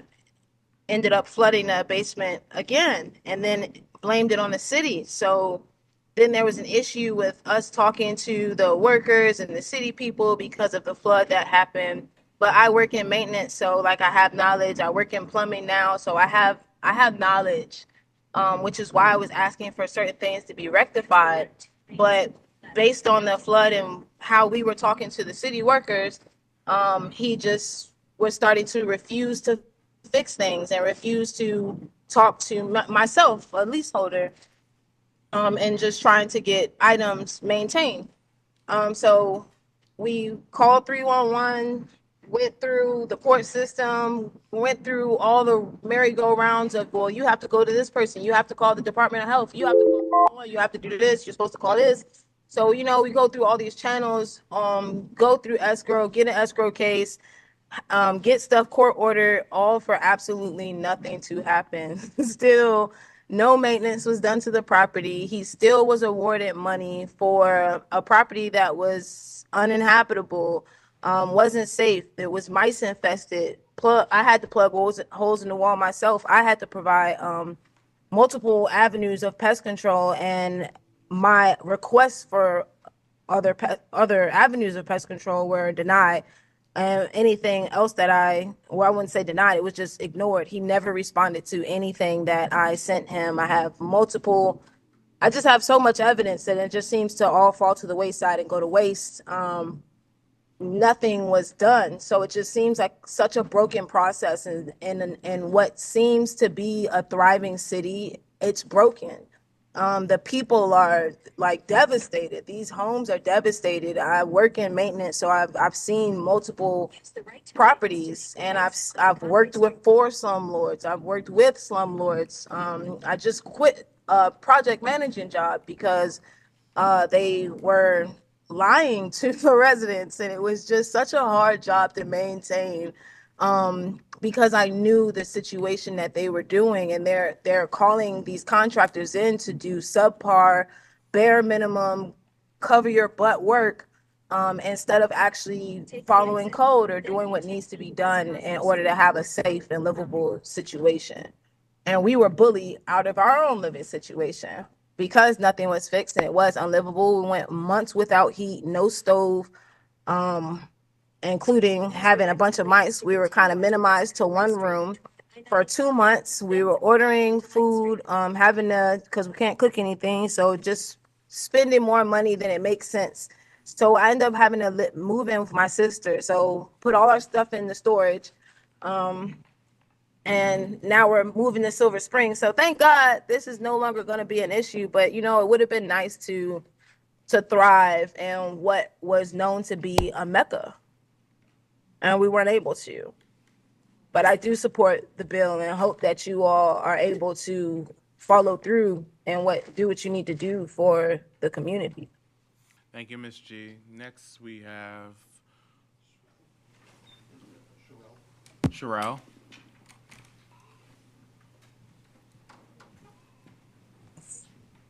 It looks like Sherelle lowered their hand.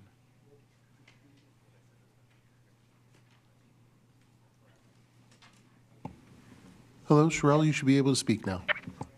Okay, thank you. Hello, everybody. I am here because I support this bill. I'm going through a lot of things I was listening to. Living the property, moved in 2016, never had any heat, never had outdated electricity, and etc. No lease. I found out in 2024 that there was no lease. I meant no, what do you call it? A lead certificate ever issued. There was never a lead certification for the property. There was no license. I was informed to not pay rent by legal aid. They were able to take me to court 4 different times with this illegal license number that had also been voided and validated by the Department of Environment. The person lost their job, Mr. Rajesh Dave. It started out at Baltimore Management with Donna Hollander / Donna Gishel that was foolish enough to use her maiden name and her married name on the same document to use a certificate that she purchased to take down to the licensing department to get licensing to try to take me to court to collect rent. They drug me around. They couldn't get a decision. I had the Department of Environment back out and just completely decide to not do their job. All this after having all of my rent receipts, never having any court dates, having all my rent paid on time, and more importantly, my name was never on the lease. And they took me through all this process. I didn't get a relocation fee when the property was foreclosed on. They walked away, didn't do my security deposit. So now I got to go through suing all of these people, they get some attention, and I really think they ought to start making this stuff criminal. If you're taking $1,200 or more or whatever you're taking from somebody, theft over $300 is a felony. If you're taking my money and you can't provide me the conditions that your lease says that you agree to provide me with a peaceful home, a safe environment, if you can't provide me with that and you're continuing to take my money and then go through other fraudulent things, that's theft.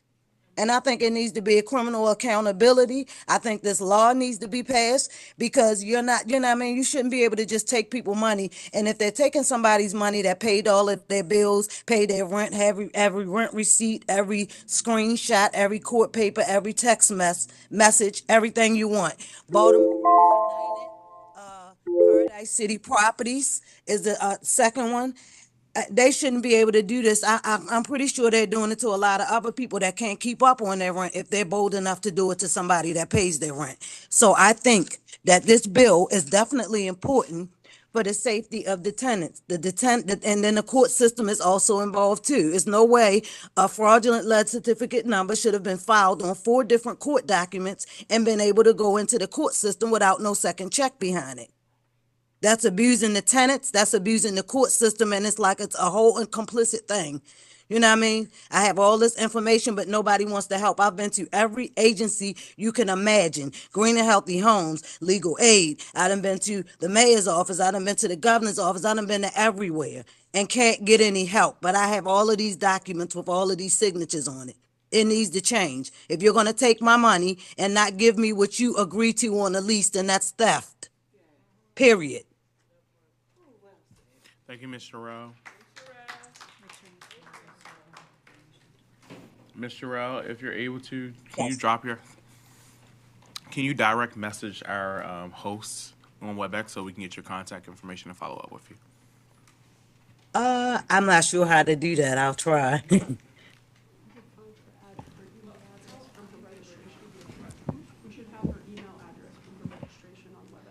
We should. Do we have her contact information, Tony?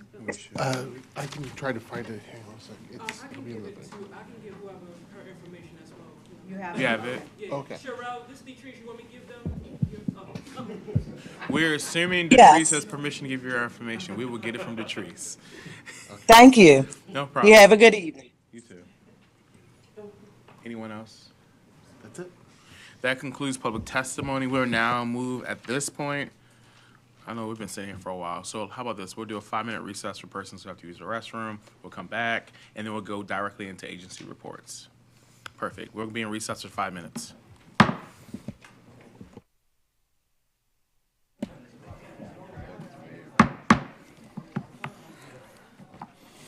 Thank you all. We're going to reconvene at this time. We'll start with our first agency report from the Law Department.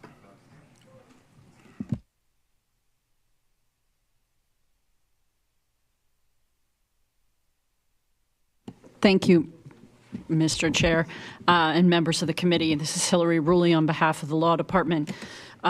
We've reviewed the bill for form and legal sufficiency, and we recommended 13 different amendments. I can go through them generally if you want. I will say the one that attracted the most attention was about the information from companies, landlords, and having that not be part of what is a government purpose to collect. And I think I want to make sure that the report is read in its entirety. The reason I mentioned that is because we already have a separate requirement that property owners provide tenants with contact information. It's in Section 5-5 of Article 13. So the question becomes, if we already have that for tenant contact, what is this additional requirement in the registration statement supposed to do? So that's really the comment there. That was Amendment 11. And so then there are a few others. We've recommended that the state licenses home inspectors. That includes homes that are rented. And so we can't really prevent a state licensed home inspector from inspecting a property. So we have amendments to make sure that we're conforming with the state licensing law. And then there are a few with respect to immigration status. Unfortunately, we can't compel people. We can't tie the receipt of a license renewal or suspension based on whether or not someone speaks or doesn't speak or asks someone to speak. So we've made some amendments there for that reason. And in Baltimore City, our Code of Public Local Laws allows tenants to be tenancies to be terminated without reason. So we couldn't really, without conflicting with that public local law, add additional reasons like recovering possessions for only immigration status. I will say that that wouldn't jive with the current public local law, but nevertheless, we can't conflict with that because that's a state law. So there's a few of those types of amendments within our bill report, and I'm happy to address any questions on those, as well as, I should say, several sets of amendments to conform it with the court process for in rem. So. Receivership.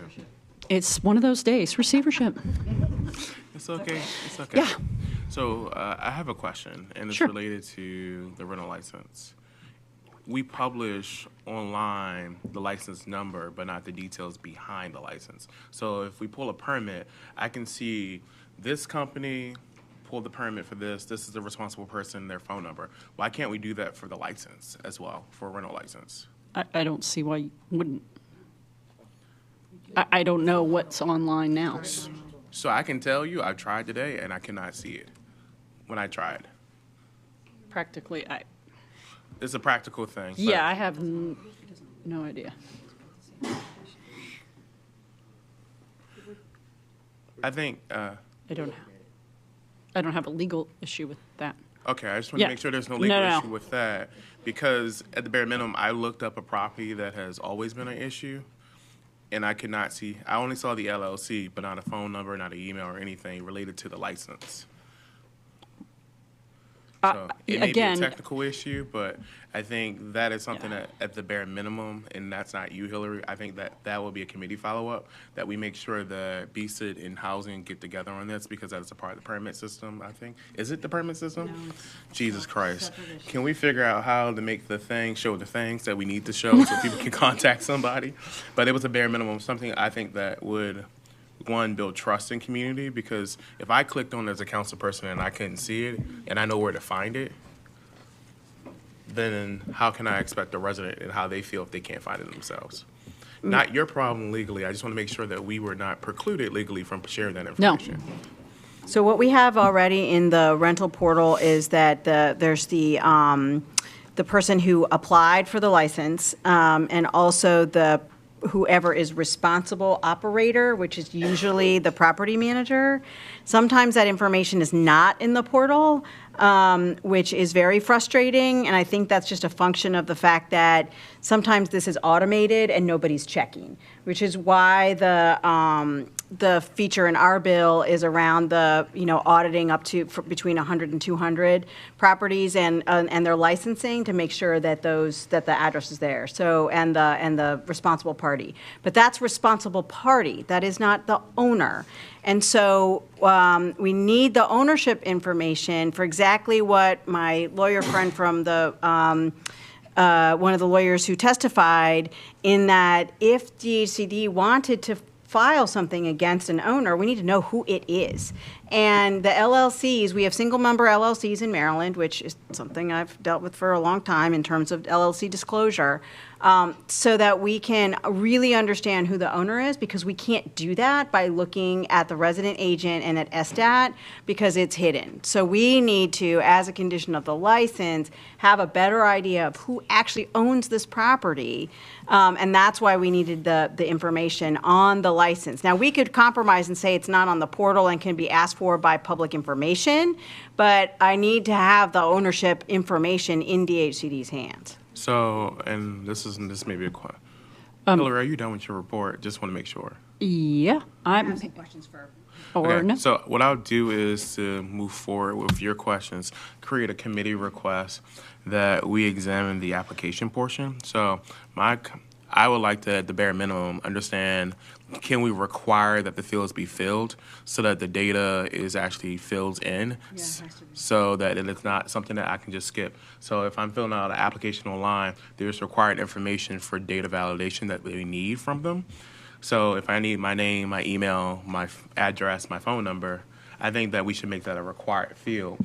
So I'll make that as a committee request, Tony, that the responsible party's information at the bare minimum be a required field before the application can be, the rental license application can be submitted. I think that's the easier technical thing that we can fix moving forward. That will save us all a lot of time. And then also, if possible, looking at if we can add a primary contact and a secondary contact, which more than likely could be an owner as well for that portal, that would give information to DHCD if they have to pursue the owner, just in case the owner just wants their representative to be the person that's public. That way we have a place to find the information, and we're not looking to fight for the information at the same time. So trying to meet the middle ground there. I'm going to yield to Councilwoman Ramos for her questions. Thank you. Thank you, Hillary. I know that you took a look at one of the earlier drafts of this bill for us, and I really appreciate that you did that, and that helped us a lot. As you saw, there were some things that we didn't take, but there was a lot of things that you had suggested that we did, so I do definitely appreciate it. Sure. I wanted to go back to this this state. The inspectors are licensed by the state to be home inspectors. One of the things that we did in this bill, because the original licensing bill actually said home inspectors. Right. So we changed it to be rental inspectors, because it's very clearly that these are the folks that we have approved on this list to be rental inspectors for this particular set of actions that we're asking them to do, right? We're the only city that I know of that, instead of having our own city-employed housing inspectors do these, we have chosen to do a third-party system, which we should probably talk about at some point. But because of that, we've created this. You know, these folks that are on this list have to be licensed by the state, but they're operating the inspections for our law. So if we wanted to, let's say there was one that was an egregious violator and kick them off of our list, we should be able to do that. Well, the problem is they're licensed by the state to do that work. We can't prevent them from doing the thing they're licensed to do. I mean, we couldn't put a law in that said you might be licensed by the state, but that's not good enough for us. I mean, there isn't a state difference between a rental inspector and a home inspector. They license them all. And so we can't make a law that says you've been licensed to do this job, but we as a city, we're going to prevent you from doing that in certain circumstances. They're licensed to do it in every circumstance. I mean, there's ways to pull their license, which I think you would want to go through if you feel like you have a licensed inspector that shouldn't be licensed anymore. But the problem we have is the preemption issue, because we're not adding a criteria to what they're allowed to do. They're already allowed by state law to do this rental inspection. So I can't, we can't make them not able to do the thing they're licensed for. What if we had a licensing locally, and under this new I mean, I think most courts would probably say that that's what the state does. The state licenses them. So, but I think Right. in this, I'm just brainstorming Yeah. here, but I think in this case, what we want to do, and is like, again, they are operating as rental license inspectors to comply with our bill. Right. I mean, I think that's why most governments just use their own inspectors. Yeah, I Because mean, they're I would not love to do using that, except I somebody don't have that is already licensed by the state, because you're not, you're stuck with somebody else is licensing them, and so we can't say that they're not qualified to do the thing they're licensed to do. So we wouldn't be, there wouldn't be a way to like pick some of them to do rental or home inspections and not others. I mean, that's the function of the license, and that's what the state is supposedly doing. But I think that I understand, one of the things we have, another provision in the bill is that we don't want the landlords to use the same person each time. And so we set up to 4 renewals, which is every 2 years, so that's, Right. 8 years. And you're saying that we can't do that as a result because It's the of- same of thing. this We other would be piece. putting in a law saying the thing that you're licensed to do by the state, the city's preventing you from doing. Because what is we're the- basically saying there's work you're not allowed to have. So then what would you propose would be the actual solution? Rather than taking all that out, so the problem that we're trying to solve, Right. is that we're trying to make sure that folks are not throwing up fraudulent documents, fraudulent inspections, Right. because the landlord paid them a lot more money and said, hey, you're my cousin and you're my friend, or I've been using you Right. forever and ever, and I want to continue to use you, but I've got this violation that I can't cure right now, so I need you to throw up a fraudulent document. And we just want to prevent that.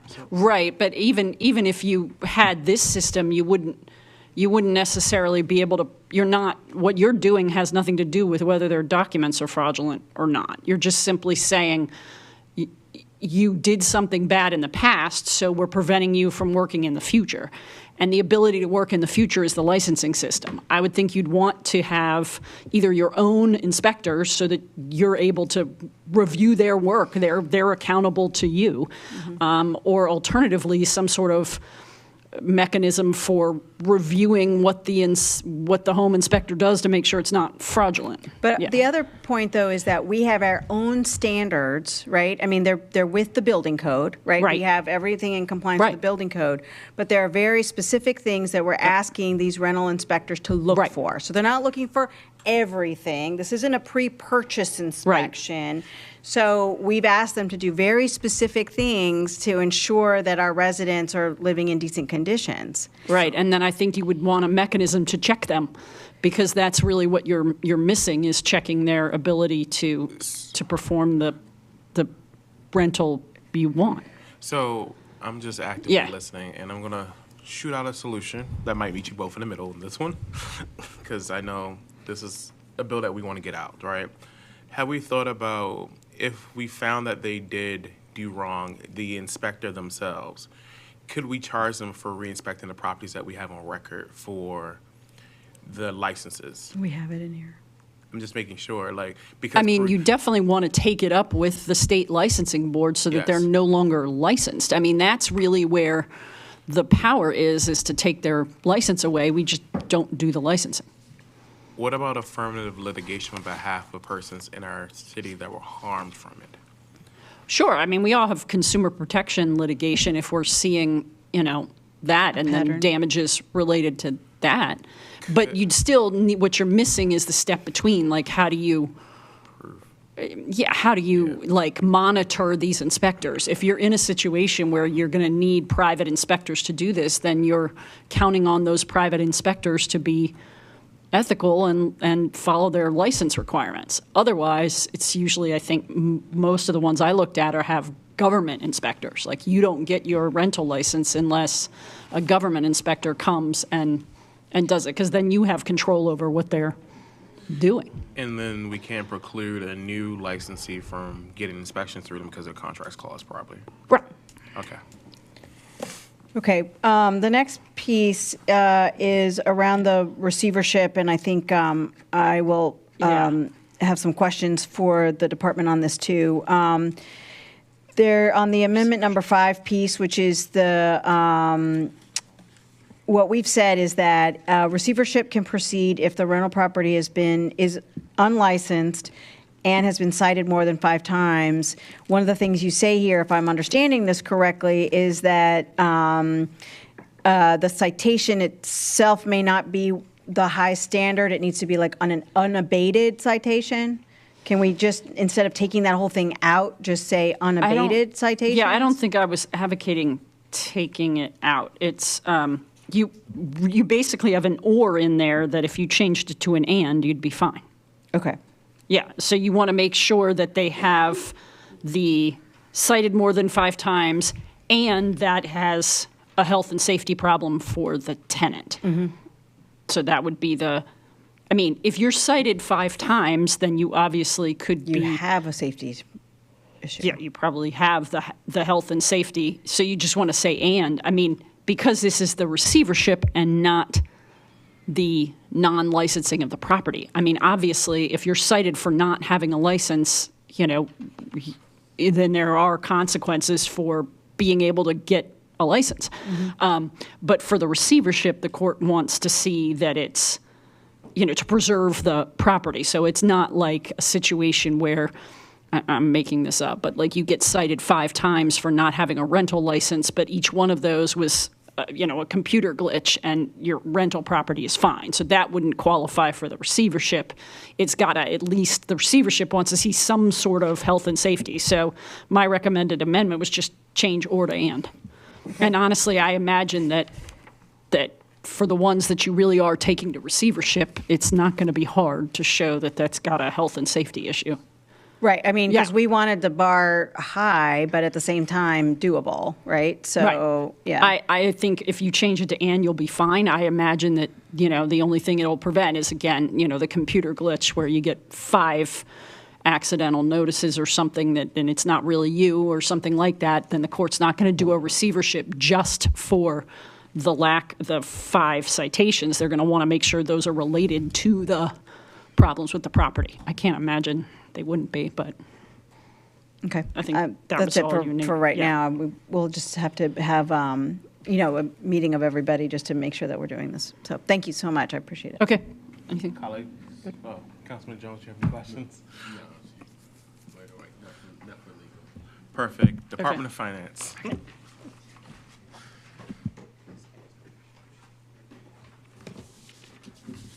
Good evening, committee members. Mr. Chair, the Department of Finance supports the intent. My name is Gabriel Stewart Sykewitz of the Finance Department.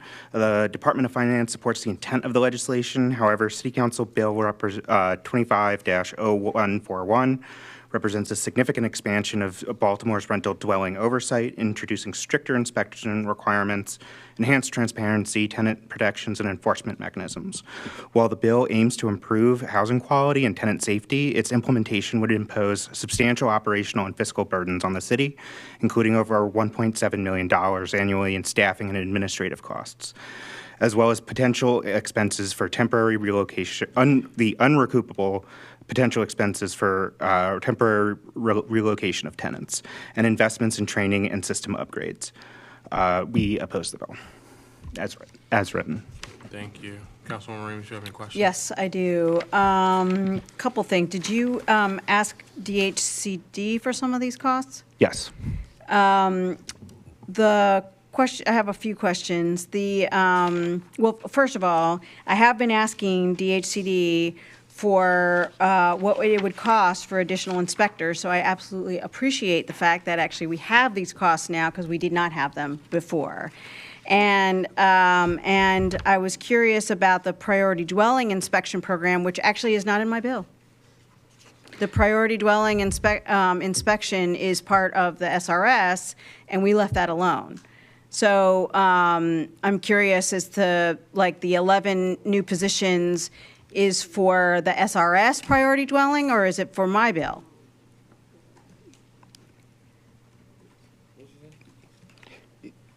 Is it for? The priority dwelling inspection program is not a part of my bill. And so the finance department has that there would be 11 new positions needed to. That was miscommunication.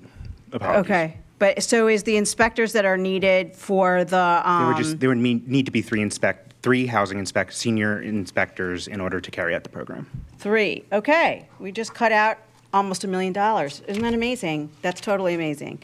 So the other question I had was along the training. Wait, Yes. I just want to make sure. I want to clarify what the error was. So the error was that I was under the impression that there would still be inspectors needed, that this bill would still need 11 inspectors to carry out the priority dwelling inspection program, which was part of the expanded, what is it? The SRS. The SRS bill. Yeah. So what we would need for this one, because of the audit requirement, Yep. as well as any additional 311s, we would need an additional 3. So, I need the... I will be submitting an updated report. Thank you. But in addition to that, I would like, as a committee request, because it is my understanding prior to 2019 that we had inspectors that did this work anyway. Well, that was a question that I had in our SRS hearing. So I would like the historical data on how much that cost was in 2019 to actually institute a program where we had our own government inspectors. Oh, that's not this. That's not this. No, but I want to see the analysis because at one time before for rental licensing, we had our own inspectors, and I'm sorry to add more work onto you guys, but like just for the council's own awareness, I like historical facts of like where we've been because I believe when I was in city government, that was about 20 persons that did that inspections. I just want to know the historic knowledge of why we've removed them. First and foremost, why those people were removed from the position. What would the actual today cost be for those personnel if we actually went back to that system? Because that could change a portion of your bill because then we wouldn't have to deal with third-party inspectors if we had our own people to do it, and then we would be accountable to it. Just not to humor me, but... So just to I clarify. think it's probably in the bill report from 2019. Yeah, no, I don't even want the bill report. I would like to know what the historic structure was in the agency at that time and prior to 2019. Didn't have what the actual budget cost was for those positions and how the people operate in those positions. Tyler Schnell in Mayor's office. Councilman, I think we're talking about two different things. If I'm understanding this right, the number in this report is what you would need to just do what is in the councilwoman's bill. No, What it's you're- in the SRS bill, not in mine. Either one. It's only 3 or 4. And your bill, what you're talking about is doing this holistically, and that's a totally different number. That's 30-something people maybe, right? Like you're talking about an entire subset of folks that will be doing this work, and then you're talking about 2019 versus 2026. Yeah, I right. want to Like know what the cost to do it then. costs on staff and what those positions would be today, because this is what happens when we deregulate things. So I want to know what it looks like if we regulate it and we did it ourselves versus if we went with this system, because third that party. allows me That's as a right. council person who has a vote on this council among the 15 persons on this council to have an informed decision. Because at one time, we had this function in an agency. And the reason why I asked that is because we're going through a restructuring of said agency with the planning department. So that might be something that long-term we may look at, which may not be in a hindered cost here, but if we're looking at how we function as a city government, if we're reevaluating an agency based off where they're carrying staffing, and I'm just being transparent because I firmly believe that we shouldn't have 2 code enforcements anymore, right? So how do we then merge and start reshaping people's jobs to actually fit the needs of the city moving forward if we're actually restructuring an agency, right? Yeah.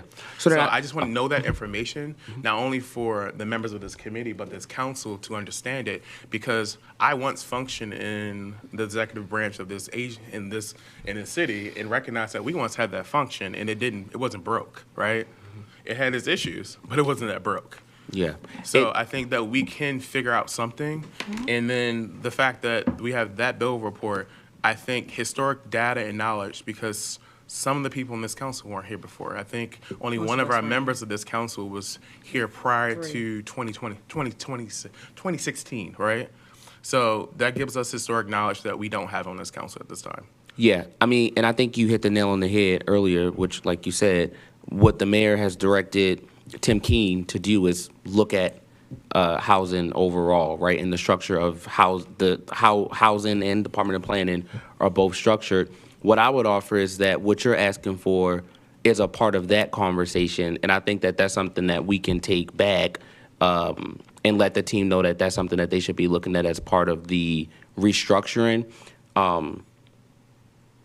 But I think it would be I'm not helpful sure, 'cause information for it's us helpful as in context of this bill. So, but not to get ahead of what the mayor has No, we're already not trying to get tasked. But we just want to know what the We- costs are now, that it would be if we were doing this and not doing third-party inspections. That's what we Right. want to know. Because, and I say that because if there is, how can I say this? We're only here temporarily in these seats, right?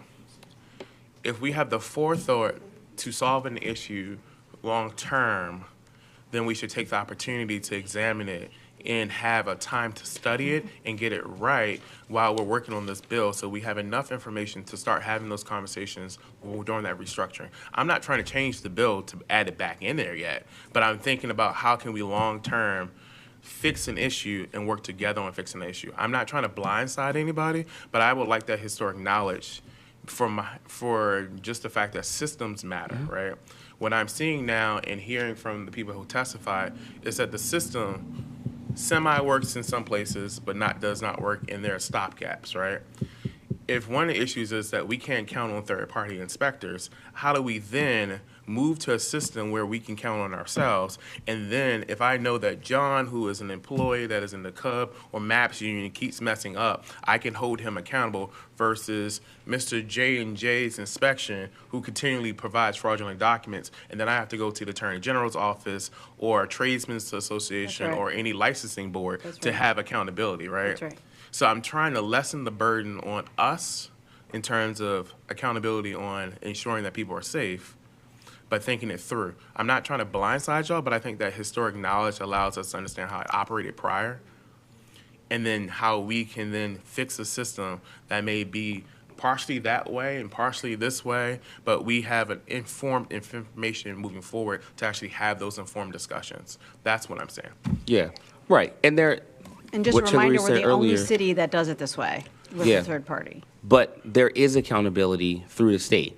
It just has to be exercised, right? So we can get the information from 2019 around what the cost was when we did or when we had these inspectors and share that with y'all. Sure. Yeah, and I just want to make Probably in the sure. 2019 bill report, I think. Yeah, I think it would be in the 2019 bill report, but like I would want to see just an example. Tony, write this down. The organizational structure at that time, right? Who did these inspectors report to? What was their classification for their jobs? We didn't helps have inf- licensing, so we didn't have this. We didn't have licensing.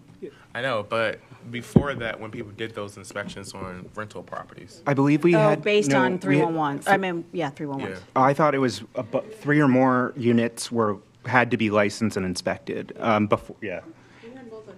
Multifamily dwelling units. Oh, that's right. Yeah, yeah. Use the microphone.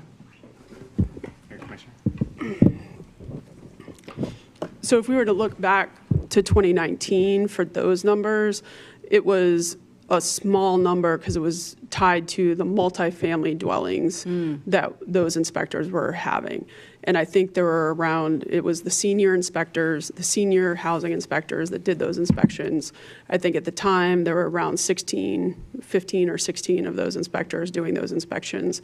And what we would need to go back and look at, and I was just talking with the deputy, we did do analysis at that time around what it would take in order to do that inspection in-house for the current licensing as it stands now for the 1 and 2, the 1 to 3 dwelling units.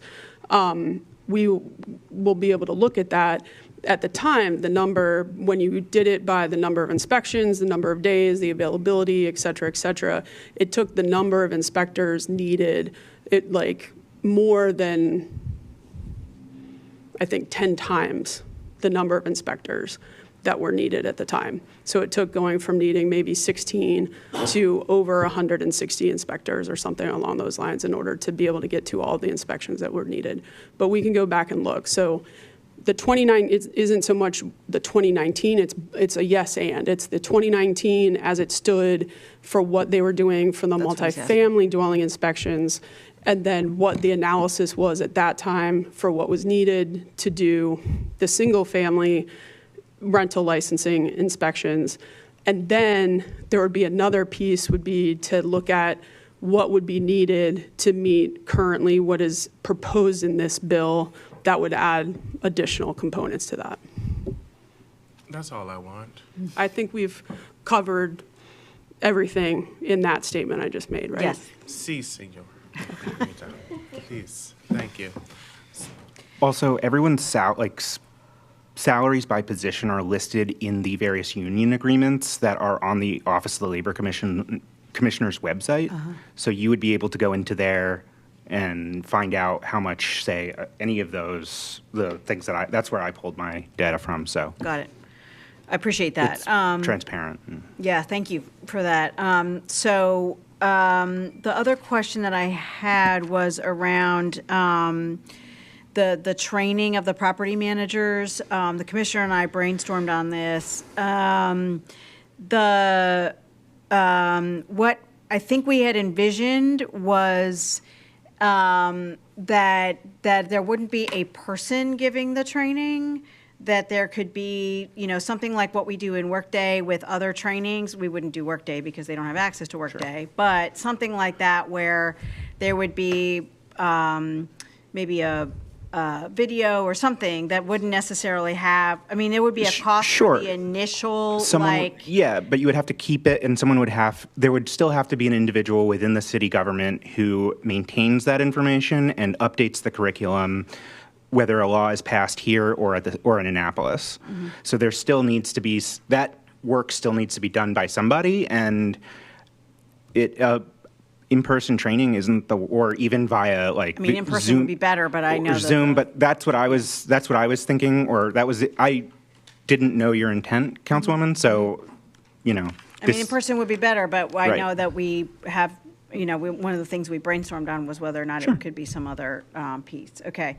The vacating the premises piece, that's in current language, that before we put in the receivership, that there's, if something is so bad, that the commissioner would be able to vacate the property. Now, it didn't say at the time that it would be on our dime, but we needed to make it on our dime because who else was going to pay for them to be moving? Well, if we would be able to lien the property or lien against the landlord, that would pretty much. Well, but we have, we do help people with relocation after a fire. We help people with relocation after, Sure. So there's that piece of it. But I know we haven't used the vacate because we don't have any money. Hopefully, we never have to use the vacate because we could use receivership as a stick. Correct. But that there should be an opportunity that if we have to vacate, that there's dollars that we just haven't put in here. If the landlords aren't following the law, we should be able to recoup our expenses from their not following the law. We shouldn't have to put up. The city should be able to recoup the expenses from them. We do when we board up properties, we lien it. I guess I could make this lienable, right? Yep, great, problem solved. Okay. Well, we'll take a look at it. There also would be, if the language said that that the city was responsible for relocating the residents, then I think that also, we need to address that language, and I'd look to the law department to assist in that, because if in the bill it says that the city is responsible and the city will relocate an entire 200-unit apartment building that potentially has however many residents in a 200-unit building, that cost is astronomical. And currently, just for a fire, we don't relocate an entire apartment building, and we only provide up to 48 hours worth of if there is an Right. issue. And we also, for larger things, we actually help just coordinate the hotel, but we don't actually pay for the hotel for some of those. So if it says that the city is responsible, then the city would be responsible, and I think that that would limit our ability to then also place a lien on the property, because they're like, well, you said in this bill that you will pay for this and do it, so why should I have to pay you back or have a lien? But I think the intent isn't that DHCD would relocate and then pay everybody's rent. It would be the, you know. No, it's even the cost. To vacate, to at least put them in a hotel till they find somewhere new. That cost is astronomical when you think about on a potential unit size, family size. We don't even have access to that number of hotel rooms to be able to do that. And for the upfront cost outside of that, we already, have budget issues, to run the program that we run now, which is small, it's supposed to be small based on a fire. We don't relocate everyone. So if we do have an apartment building, not everybody is relocated. If the fire department says you cannot go back in, then we create offers and try to help where needed. And it also is a focus on some of our more vulnerable residents where we can step in. But this will create a significant burden on both staffing as well as costs related to the action. But that's, it's up to DHCD to decide whether the building is in bad shape. Like, you could say, look, the building is in really bad shape. It's really bad just here, so we're going to relocate these and not the entire. But unless a building's going to actually fall down, do you know what I mean? It becomes there's a lot more components, and I think this would be best to, if we're going, I believe that we're going to need to have several more meetings and work sessions on this, that we should take this up during those work sessions and so forth, because there becomes lots of different components where we also legally cannot force somebody to relocate. So even if we thought something was bad, I cannot force Mrs. Smith to leave her unit and relocate somewhere else. So there is a significant number of concerns that we have in terms of being able to operationalize, not just the costs associated, but also the operational components and the other legal components related to that section. Yeah, no, we have to definitely take this on an offline conversation, so I appreciate that.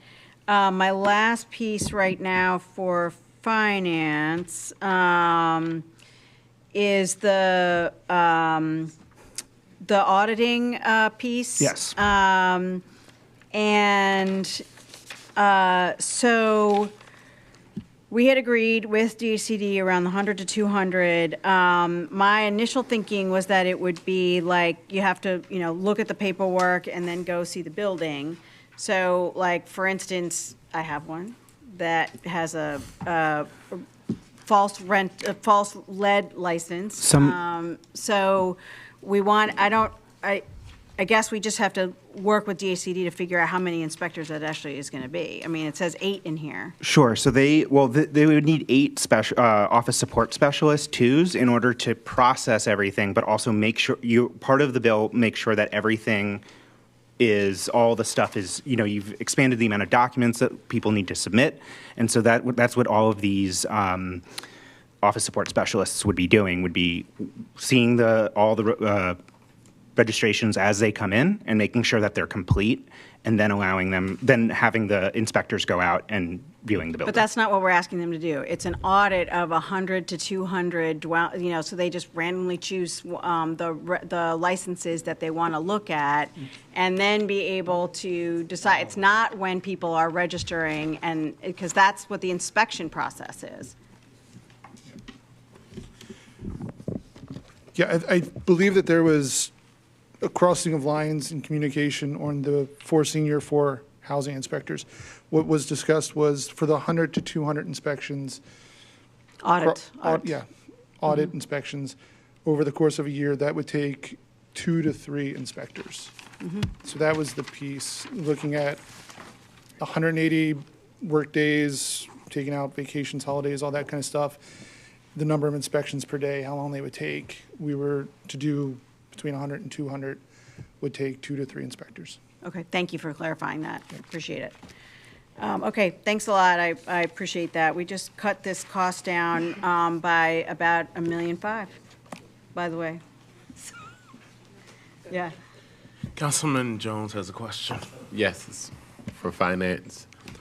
Just looking at your, I guess, position of the bill and opposition, just want to get clarification. It was solely based upon the number. Yes. The cost of the bill, not whether or not it's responsible, whether Correct. it's duplication of services. Okay. Yep, it was just on the cost, and the cost is still pretty considerable in order to be absorbed through legislatively, especially this late in the budget process. Got it. And just kind of, if I know I'm asking you this immediately, and if you can, I understand. Based upon some of the adjustments we were talking about on the bill, you have any idea what it may end up costing based upon? No, I'd have to take some time to revise it. Okay. All right. And just last question, I always like to ask when it comes to finance. Sure. Typically, how big is the city's budget annually? It's about $2 billion. $2 billion. Okay, and we're talking about, maybe 1.7. No, I'm just saying it's a matter of priority. But so there is more nuance to that, Councilman. We do have agreements with various unions as well as things that can't just be moved from one place to another. So I appreciate that. I understand what you're saying. that. This is my goal and my perspective where I look at it from. It's while the money isn't there, I would hope we would try to find a way to make it a priority in order to make it there from a strictly financial perspective, because I think this is important.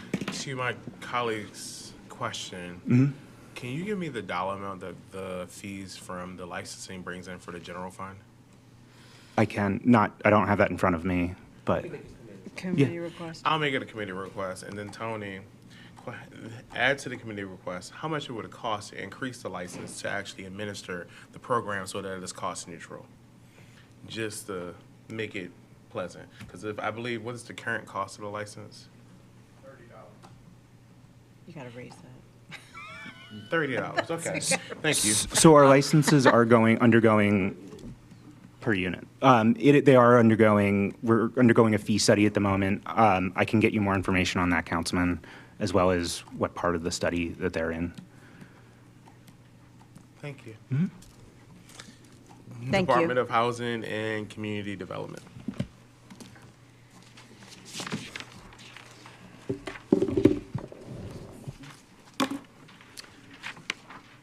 Yeah. Good evening, Alice Kennedy, Housing Commissioner. Here, DHCD does stand by our bill report. We do appreciate absolutely the work that we've done in partnership with the bill sponsor to have conversations and work through kind of multiple drafts and different components. But there still are several different pieces of the bill that we had raised in those conversations that we have significant concerns about during that drafting process. Some of the key ones that we've talked about are ensuring that we have the correct language for the receivership, because actually, we've had a lot of conversations about how to hold the, inspectors accountable and things like that. But I want to remind everybody that receivership is the highest form of code enforcement that we have in the city. That is the highest form. People often think, receivership is about us or the city taking ownership or acquiring a property. It is not about acquisition. It is the highest form of code enforcement. It is the end-all and be-all of what we have in the toolbox outside of just continuing to issue the violations or continuing to issue the citations and the fines.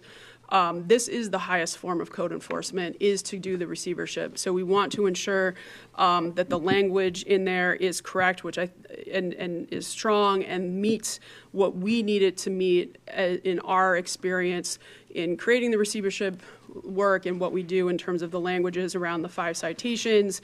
Also, the language of has made no attempt. We need to figure out what an attempt would constitute and become a little bit more clear there as well. So we need to make sure, because if there is a single kind of component, someone could say, well, we made a phone call, and is that actually an attempt? And that could be challenged as well. So we want to ensure that we have the strongest components that we have that would give us the ability here.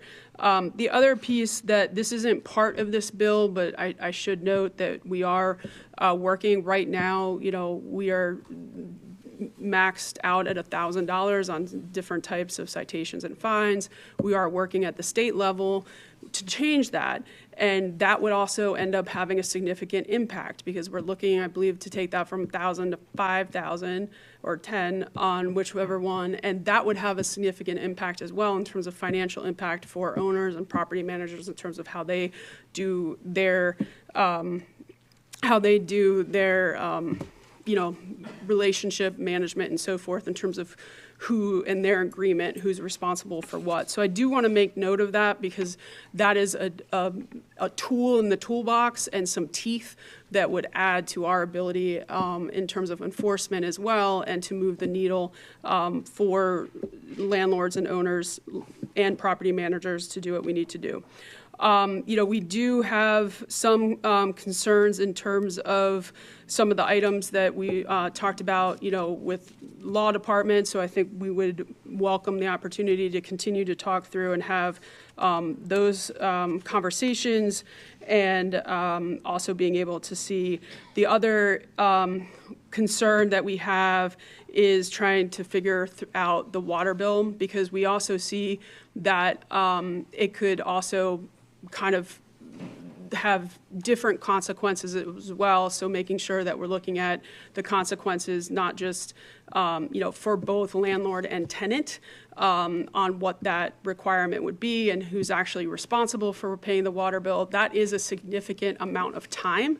And that is a significant staff cost and being able to work with DPW on that in order to get information, in a timely manner and kind of on demand would be a key piece to that. But we also want to emphasize that just an overdue water bill alone doesn't also create an unsafe living conditions within the property. So we also want to just emphasize that piece and, work through some of those as well. So, overall, we definitely appreciate the intent. We feel that the receivership component is the strongest piece that we have here in order to hold landlords accountable for when they are not, doing what they need to be doing or should be doing and how we can work through that. And we, definitely wish to continue to work with the sponsor, the law department, and the administration and other agencies on, what to do here. Thank you, Commissioner. I have one brief question before I go to Councilman Ramos. A question I had from getting an email from a property manager today about this bill. Do we have a requirement for certification for property management? No. The state doesn't either. This is a bill I worked on when I was at CDN, and we were trying to get property manager licensing and education and got killed every single year. And one of the issues was cost, and I believe we even created a fund when I was at CDN in legislation to try to pay for that, but it would be, the property managers would pay in order to get licensed. It would go into this fund that would pay for the training. And we would need that at the state level in addition to here because the state, it's a problem statewide. So, okay, thank you for that. Tony, can you make a request for advice of council on requiring property management certifications, absent this bill, just as a committee request? It might be to the law department. I have questions now. Well, it also might be something to think about. Not for tonight, but something that we can talk about later as I think forward.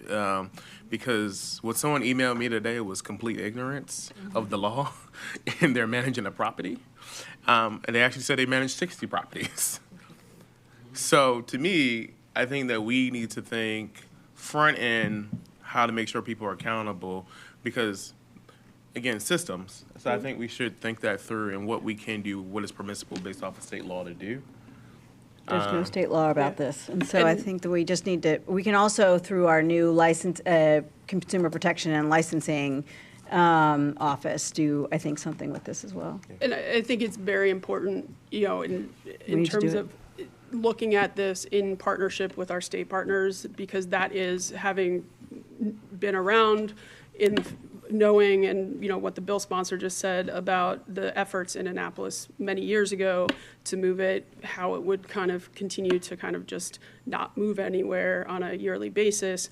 It definitely would take significant partnership at the state level to move that.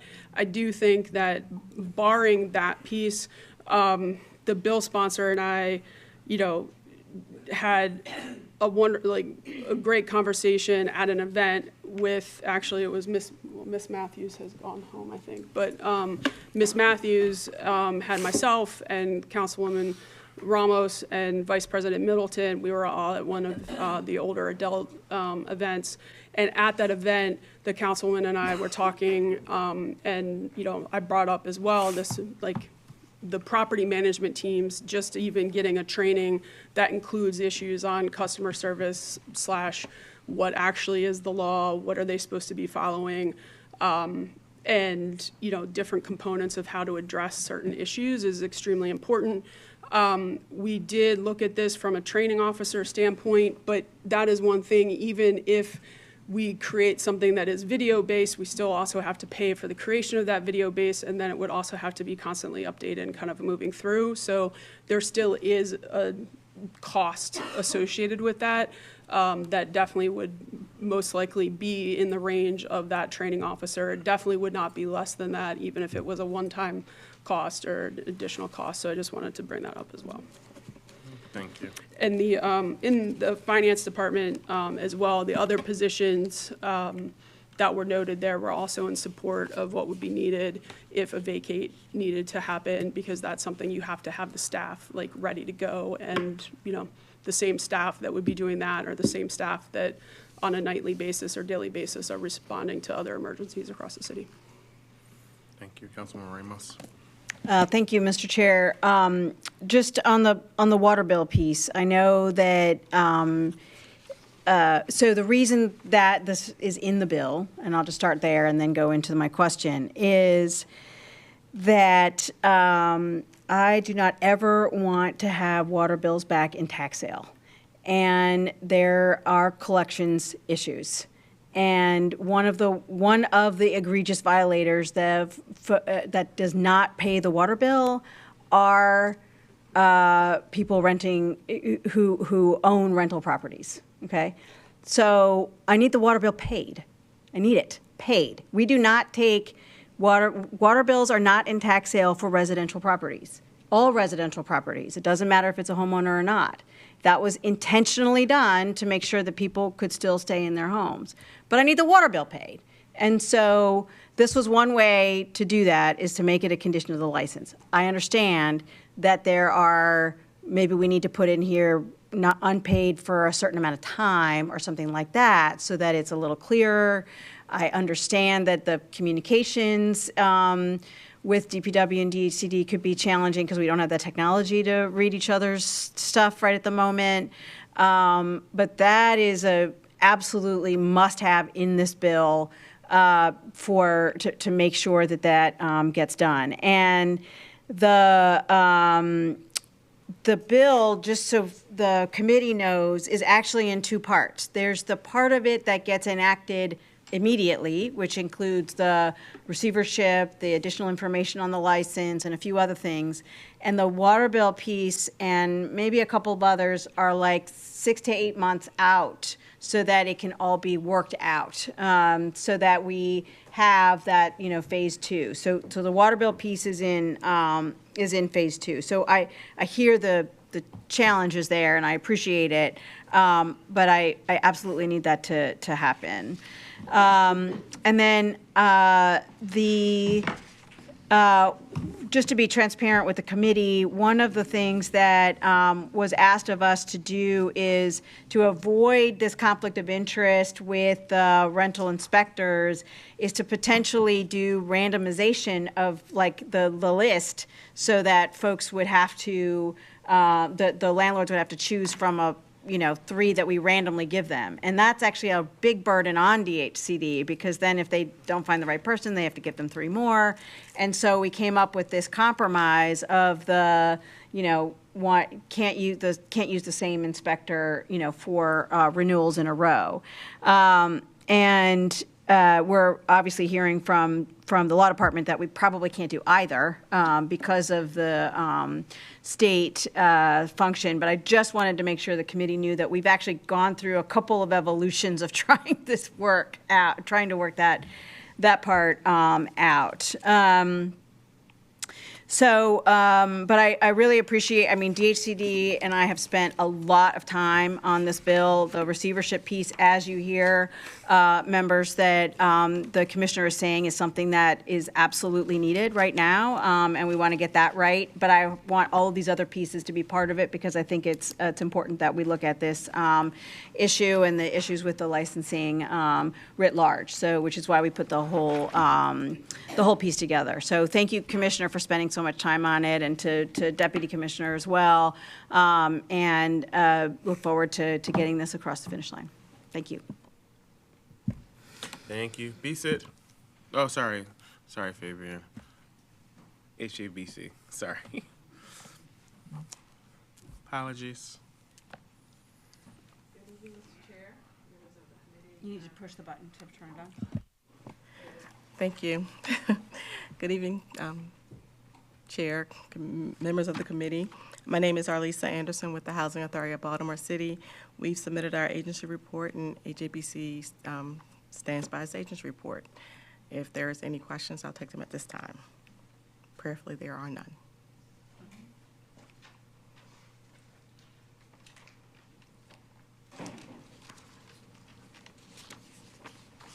One question.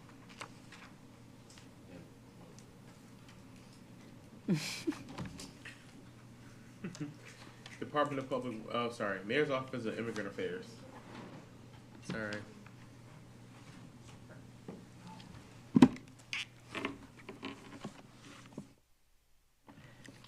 Good evening, Mr. Chair, members of the council. My name is Catalina Rodriguez Lima. I'm the director of the Baltimore City Mayor's Office of Immigrant Affairs. We stand by our report. MEMA supports the intent of this bill to protect foreign-born communities from unscrupulous landlords, which we see often. At the same time, we respectfully defer to the Law Department and the Department of Housing. As drafted, the bill will have minimal fiscal or administrative impact in our office, and I'm happy to answer any questions.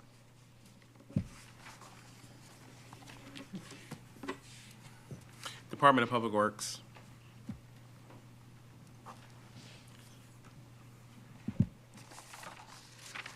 Good evening, Mr. Chair and members of the committee. Get better. Christine Griffin, Chief of Legislative Affairs, Department of Public Works, and we stand by our bill report. After reviewing the legislation, we determined that it does not create any new water billing policies or make changes to account structure or payment responsibility. So DPW defers to DHCD and the Law Department. And we stand by the report of no recommendation. Thank you. Just quick question. Quick question. Do you feel like it would help though, like far as like collecting payments, water bills? Do you see, although it may not change the system, but do you feel like it would encourage it in a positive direction? I think it could. Again, I think the finance department estimated that we would need dedicated, I think DHCD and finance estimated we would need dedicated people to take over this responsibility, because obviously there'd be a lot more traffic going and a lot more inquiries. So we would also we'd have to hire more people. So there would be salaries too to pay. So I would have to defer to finance for those kinds of questions. In terms of if we collected more, how much more would go out with salaries, right? Oh, okay. So DPW would have to hire more people, is what you're saying? Somebody has to hire more people, either DHCD or DPW. It would probably be DPW. Okay. All right. Thank you.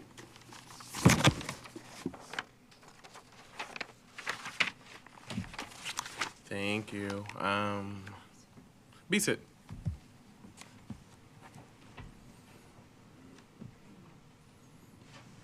Hi, good evening, members of the committee. Fabian Dorcias for BSIT. We don't anticipate the need for additional technologies, and we don't foresee our role in implementing this bill, at least in this current version, but we're happy to submit an updated report as the bill gets updated. Thank you. Thank you. That concludes all our agency reports. With that being said, I'm going to defer to Councilwoman Ramos for closing remarks. Thank you, Mr. Chair. I want to thank everybody for staying so late. I think it's important that that everybody got to hear the testimony of what our residents are going through day by day. And so I really much appreciate all of our agency representatives staying and providing thoughtful response to our questions. And I look forward to continuing to work through this bill. We need to pass this bill for our residents to have safe, decent, affordable places to live, and to be able to be proud to say that, you know, they live in Baltimore City. And so I look forward to working with all parties. And Mr. Chair, I really appreciate that you held this hearing today and that we got a chance to go through all of this. And I look forward to bringing the bill back to committee in ready form. Thank you. Thank you, Councilwoman Ramos. My comments will be very brief. Just want to reiterate my commitment to making sure that we do a work session for all of the amendments that are here to discuss some of the nuanced issues that we've discovered tonight and take in as many additional comment as well as testimony. So if you know someone who wants to provide comment, provide ideas on the bill, please submit it to the council. With that being said, we are now in recess. Thank you.